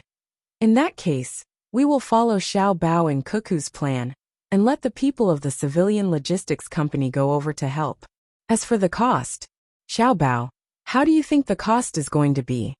What cost? We will buy all the things. We don't need the people of the logistics company to manage. They just need to do the transportation. Zhang Xiaobao replied. I am talking about the cost of transportation. We can't let them do the work for free, Li Longji said. At the same time, he glared at Zhang Xiaobao, meaning to not beat around the bush. I don't believe that you don't understand what I mean. After being glared at, Zhang Xiaobao understood and hurriedly said, the problem of cost is easy to solve. When they ship the things to the place and come back, they will usually have empty carriages or horses. Since they have nothing to do, it is better to carry some things back. They can carry whatever they have over there. After they are done, they will ship it back. We don't want the things, and they will sell it themselves. No matter how much they sell it for, it will be their own. It will be considered the cost of transportation. If they are willing to spend money, we can even sell the duosher slaves to them at a low price. In the future, when we need to build roads or something, we can have them send the slaves over. We can give them some money as a form of employment. Isn't that good? Oh, you don't plan to pay? That's good. If we give them money, it will be hard to measure the amount. If we give them more or less, they will always think that it is worth it. They will consider whether it is worth it or not. If it is not worth it, they will not accept this job. Li Longji agreed with Zhang Xiaobao's idea. Usually, when merchants go over, they will also do business.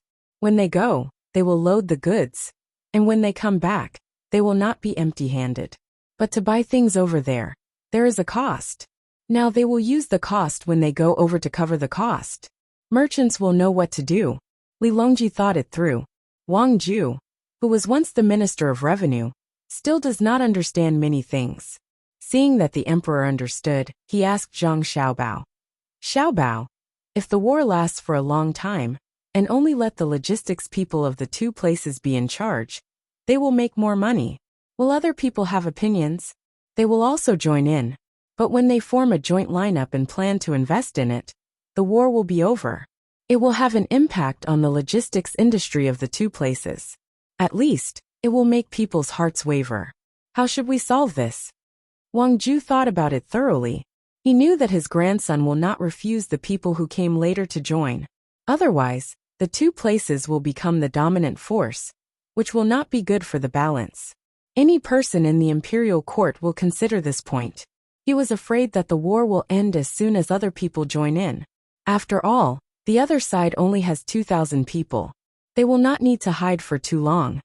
Cuckoo, you tell them. I will go and cook. It's almost time to eat. Zhang Xiaobao looked at the sky and felt that eating is more important. Answering questions is a small matter. He said to his grandfather, smiled at him, and got up to go to the ship's kitchen. Wang Wan had to take over the task. She said to Wang Ju, Grandfather, you don't need to worry, because the war will not end. Although there are only 2,000 people in Duosher now, there are still people behind them. Our army also takes turns to fight with them. The purpose is to train the soldiers. The scale is not big, just a few hundred people. A few hundred people will go to the front and train to search, and then train to adapt to the climate, as well as to shoot and command in this climate. There is no need to fight so fiercely. After achieving some results, the body and spirit will enter a period of fatigue, and the next batch of people will go to take over and change the guard. Similarly, even if Duosher is always in a weak position, they will constantly send troops to rotate. Unless their people are stupid and wait for all 2,000 of them to die, they won't care. They are clearly suffering losses. Why do they still send troops? Wang Ju did not understand. Gao Lisher thought about the reason and explained to Wang Ju. It's very simple. Duosher also needs to train the soldiers. Even if they suffer losses, they cannot stop. Otherwise, Tang can continue to push forward and make their people feel fear. Of the 2,000 people, it was estimated that when half or one-third of them died, they would withdraw and replace them with a new batch of people to try their best to defend that position. As for the people who were replaced, they would be responsible for explaining the battle situation to the other people when they returned to their places. For example, what kind of terrain was better, how to react when the enemy charged, and what methods to use to achieve the goal of killing the enemy. Of course, the soldiers we train with will also suffer casualties. After all, they are soldiers who have never fought in a real battle. They need a period of adaptation. The difference is that our losses will be very small. We won't even need to use a ratio of 10 to 1. Li Longji followed up with an analysis. If the commander is not greedy, the loss ratio should be between 20 and 30 to 1. That is, if the enemy loses more than 20 people, we can have one dead or injured person. After all, we have medics following us, but they don't. After hearing Gao Lisher and Li Longji's analysis, Wang Ju was silent for a moment. He lowered his head and pondered for a while. After thinking for a while, he said, "One person in exchange for 20 of them is a little heavy for us. Cuckoo, you have to think of a way to talk to the previous commanders about how to avoid large numbers of casualties. It would be best if the ratio is 100, or even to fire more cannons and let fewer people charge forward. What you're saying is that we'll just keep fighting like this and wait until you and Xiaobao are ready before we start the final large-scale battle to deal with Duosher, right? But when that time comes, Duosher will have trained many veterans who can adapt to our offensive style. It won't be easy for you to catch the enemy off guard, and the casualties will increase." "The casualties won't increase." Wang Wan and Wei Wei shook their heads. She knew very well what Zhang Xiaobao meant. When they really fought a large-scale battle, the casualties on their side would be reduced. Without waiting for others to ask, Wang Wan said, "Now that we are fighting with Duosher, we will slowly increase our forces as we grow, forcing Duosher to increase their forces as well. Every time we add a few hundred people, we will fight for 10 days. After a year, we will have tens of thousands of people. Fighting with Duosher will force them to fight even if they don't want to fight. But the battlefield is close to us and far from Duosher, so they will be fighting a long-distance battle. More of their people will die, and more of them will be captured by us. After a few months of fighting, when they feel that they have enough veterans, they will send them to the front lines again. So now, we will try our best to not fire as much as possible and wait for their veterans to come up. We will really catch them off guard. Moreover, if we fight slowly and drag it out, not only will we be exhausting their military strength, but we will also be competing with them in terms of logistics. They need manpower and livestock for transportation, and so do we. However, we can continuously push different logistics groups to the front. The division of labor in our country is very clear. Those who do transportation are responsible for transportation, and those who do farming are only responsible for farming. No matter how many livestock and people are needed for transportation, it is only the needs of the industry itself. It can be adjusted slightly, but Duosher is different. They have to eat, raise livestock, and then let the livestock help transport supplies. We need weapons, and they also need weapons. But we have a strong foundation, and they can't.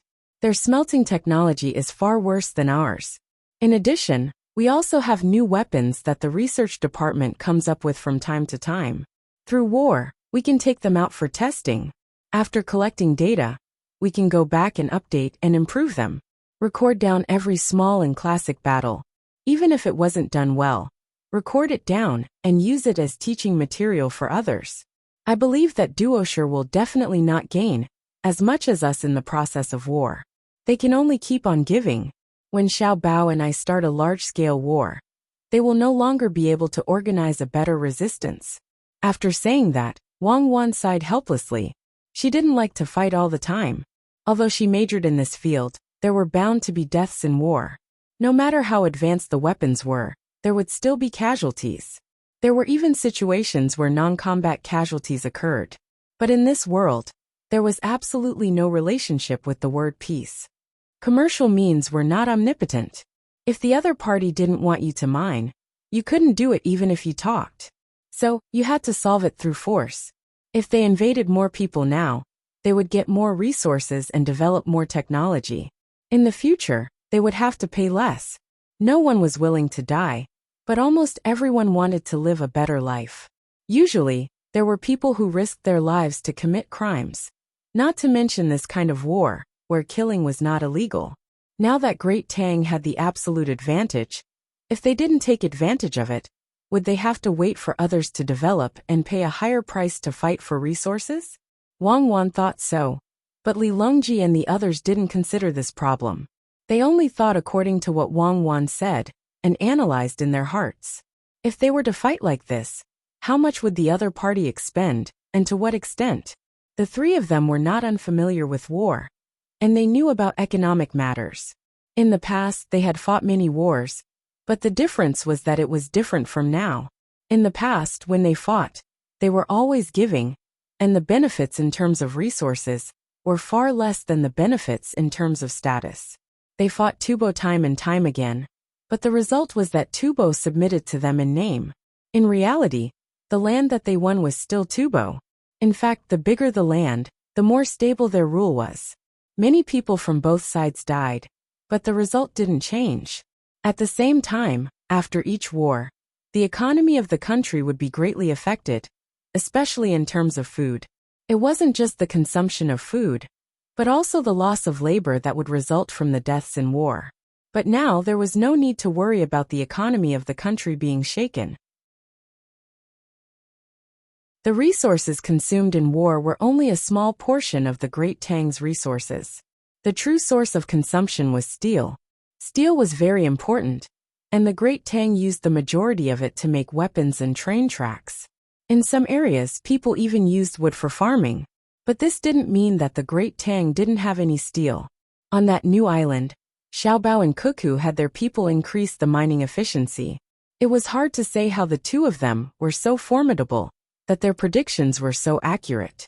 If they said that there were iron mines below, there would definitely be iron mines below.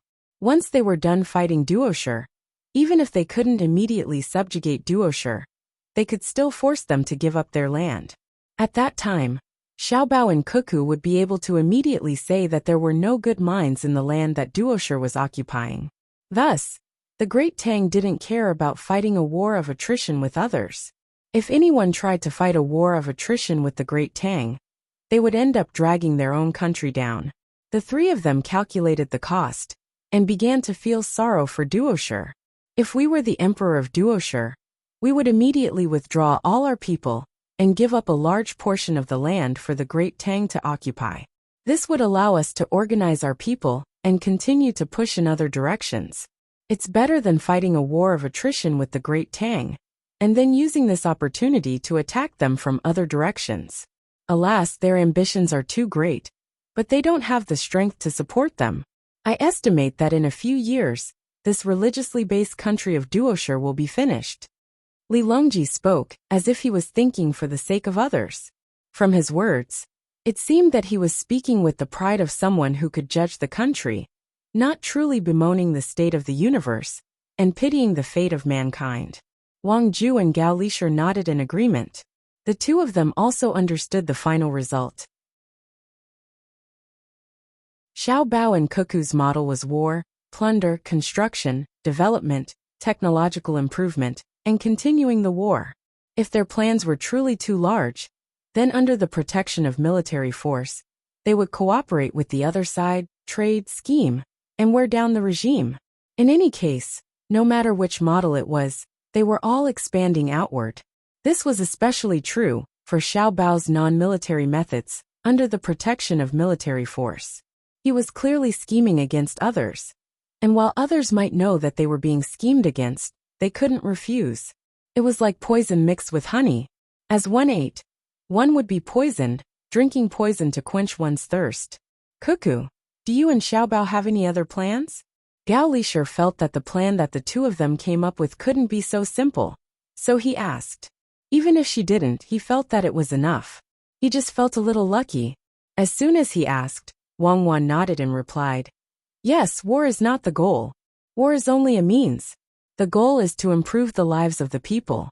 Otherwise, who would want to fight a war?" Right now, Tang's development has reached a bottleneck. To be more precise, it's because Tang's civil technology has fallen behind, and the new technology has not been fully developed yet.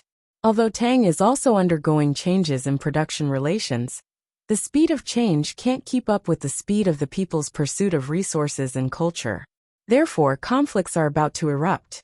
At this time, The first to erupt is definitely the issue of resources. Because our movie hasn't been produced yet, the propaganda and education can't keep up. However, the appearance of all kinds of resources allows the people to see a better life. At the same time, it also widens the gap between people. Our education, childbirth, medical care, and retirement can be free, and the people will have to pay less. However, this doesn't solve the problem. As the channels of information transmission become more perfect, the people understand more about the situation outside. The more one understood, the more one would naturally compare. With comparison, what followed would be pursuit. Pursuit was a better word than comparison. As such, money becomes more important, and other aspects will start to gradually give way. Fortunately, it won't be too serious. At least there is a good emperor, Xiao Bao and I, suppressing them from a very high moral point of view. However, some people are smart, and some are stupid. Naturally, their income will be different. There is a lack of production technology, and it can't be completely transformed into productivity. Therefore, the internal conflicts of the country will gradually intensify. Even if no one rebels, there will be hidden dangers. What should we do? It's war. When there is a war, the people will temporarily put aside their comparisons with the people around them and focus on the survival of the country. Even if they bully others, the people will take it seriously. At the same time, in the process of war, many industries will be affected. These industries will require more manpower or more industrial workshops. The income of the people will increase, and the number of jobs will increase. When there are more people, there will naturally be people who can think of other ideas to increase productivity. Therefore, new production technology will appear. Not only can it be applied to the industry, but it can also be used in more industries. Then, doesn't this mean that the production technology will catch up with the people's demand for resources? After a series of tongue-twisting words, Wang Wan gasped for breath. It seemed that she was also very tired. After Li Longji and Gao Lisher heard this, they nodded vigorously. They had already heard Zhang Xiaobao and Wang Wan talk about some of the related matters. However, they didn't expect that the two of them didn't choose to start a war casually. They did so in order to prevent the people from being in a bad mood. After Wang Ju heard this, he was also shocked. After all, he didn't know much. He didn't expect that his grandson and granddaughter-in-law would want to coordinate the lives of the people in the country when other people didn't want to start a war because they were afraid of wasting money and manpower. They were too knowledgeable, whether to fight or not, and when to fight. There were so many things to pay attention to. Cuckoo, according to what you said, as long as we continue to fight, we will never have to worry about the people in the country rebelling, right? Wang Ju asked. Wang Wan shook her head and said, "We can't always carry out large-scale expeditions. We need to cooperate with Xiao Bao's economic plunder. From time to time, there will be a small-scale battle. It's easy to control, and we can always win. At the same time, the casualties must be very, very few.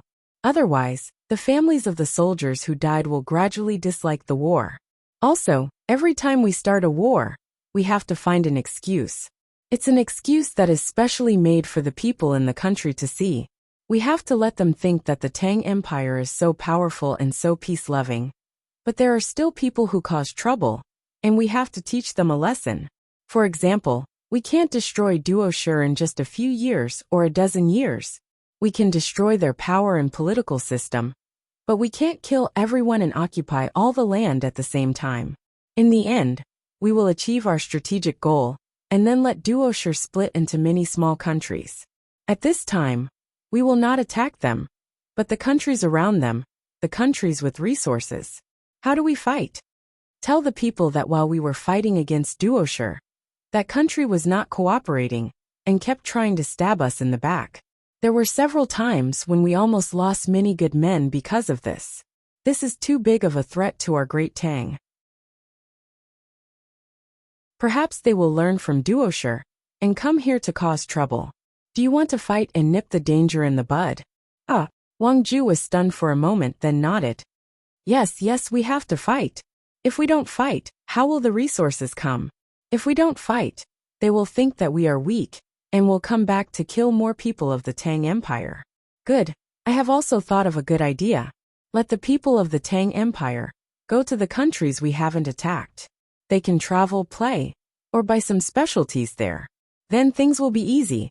It is impossible for there to be no conflicts between people, especially between two different countries. As long as our people are wronged, we will have an excuse to go to war. What do you think? Grandfather is indeed amazing, Wang Wan said cooperatively. As they talked, it was time for dinner.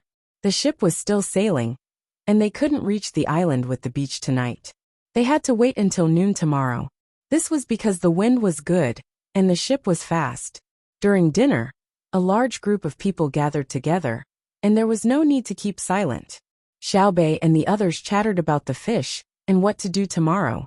After eating a few mouthfuls, Li Longji stopped and said to Zhang Xiaobao and Wang Wan, "When we were discussing matters with the officials of the court, we discovered that the telegram is very useful and fast. It is so far away from the capital, but it takes less than an hour to send a message back and forth. To be precise, it takes slightly more than 3/4 of an hour. Compared to the previous 800 Li emergency report, it is dozens of times faster, perhaps even 100 times faster. Even Shuiyan can't compare to this speed. During war, using telegrams to send a message back and forth takes at least 1/4 of an hour. This is the speed of an immortal." Li Longji sighed. He felt that this telegram conference was the most fun thing to do today. Zhang Xiaobao expressionlessly nodded, meaning that he was right, the speed of an immortal. Wang Wan held back her laughter and lowered her head to eat. "Xiaobao, what do you think can compare to this speed?" Li Longji asked again. However, when Zhang Xiaobao heard his tone, he understood what he meant. He was not asking him, but asking a rhetorical question. What he meant was that there was nothing faster than this. As such, Zhang Xiaobao continued to nod. Perhaps there isn't any now.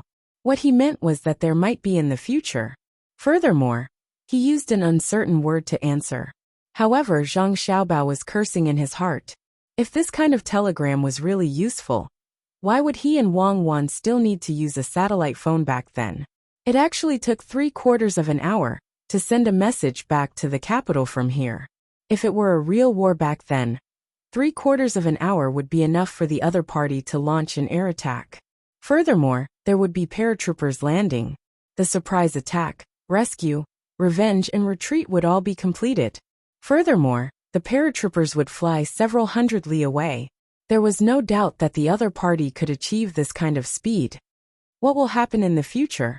Li Longji noticed Zhang Xiaobao's perfunctory attitude and felt that he was being a little arrogant. As such, he asked humbly, "In the future, there will be people speaking from here. When the people in the capital listen, they will feel that there is no delay in time. In fact, they will even be able to see the people in the capital from here. It will be like watching a movie. If our great Tang has a batch of geniuses, and Cuckoo and I teach them the general theory, they will still be able to see it in their lifetime, as long as they don't take any detours. However, at the same time, there will be a need for a line.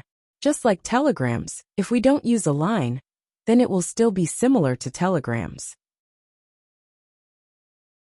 Every set distance, there will be a place to receive and transmit the message. As for a place that doesn't need to be changed between the line and the ground, but directly through another channel, it will probably be very difficult for them to survive until then." Zhang Xiaobao thought about it for a while, and then selectively said it. "Sigh." Li Longji sighed. He really wanted to see more advanced technology, but he also knew that time waits for no one.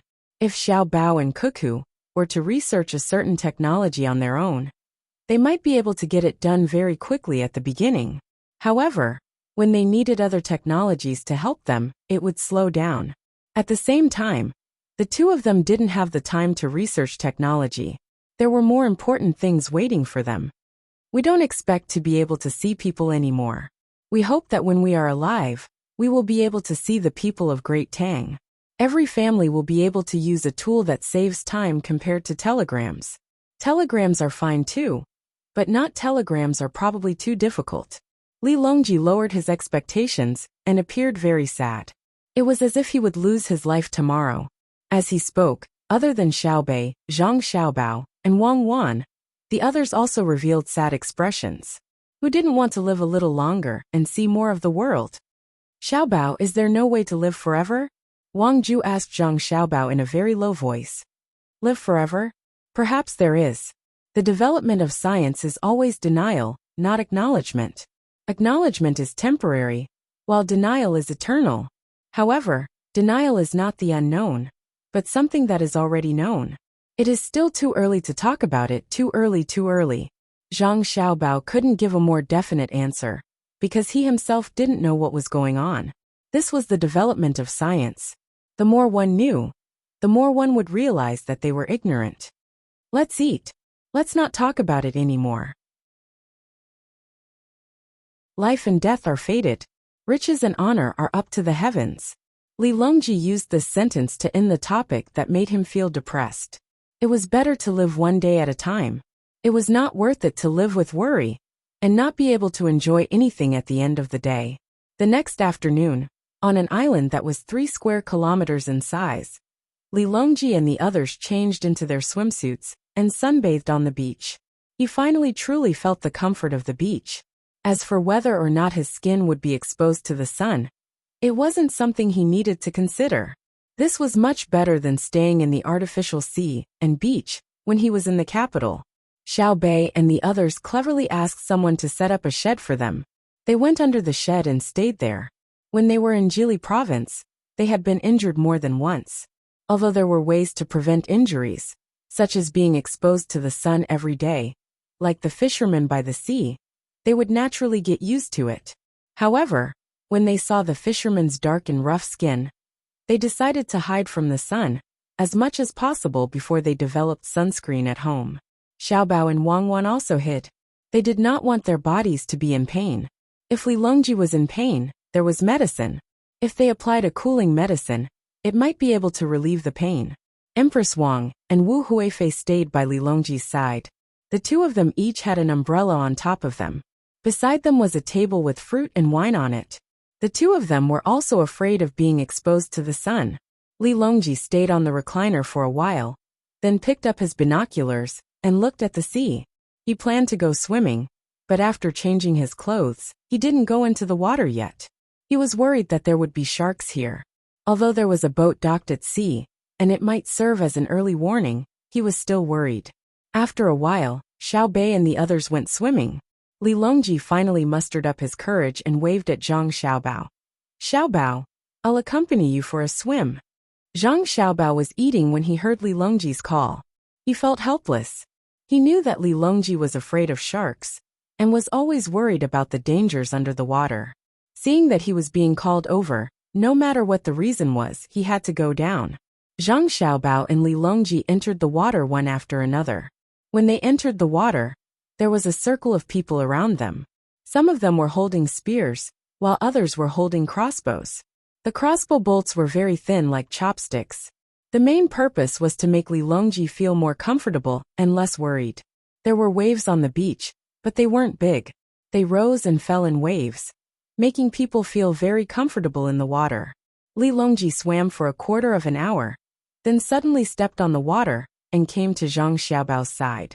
He held Zhang Xiaobao's arm with one hand and gently moved the other hand in the water. He said to Zhang Xiaobao, "Xiaobao, you better think of a way.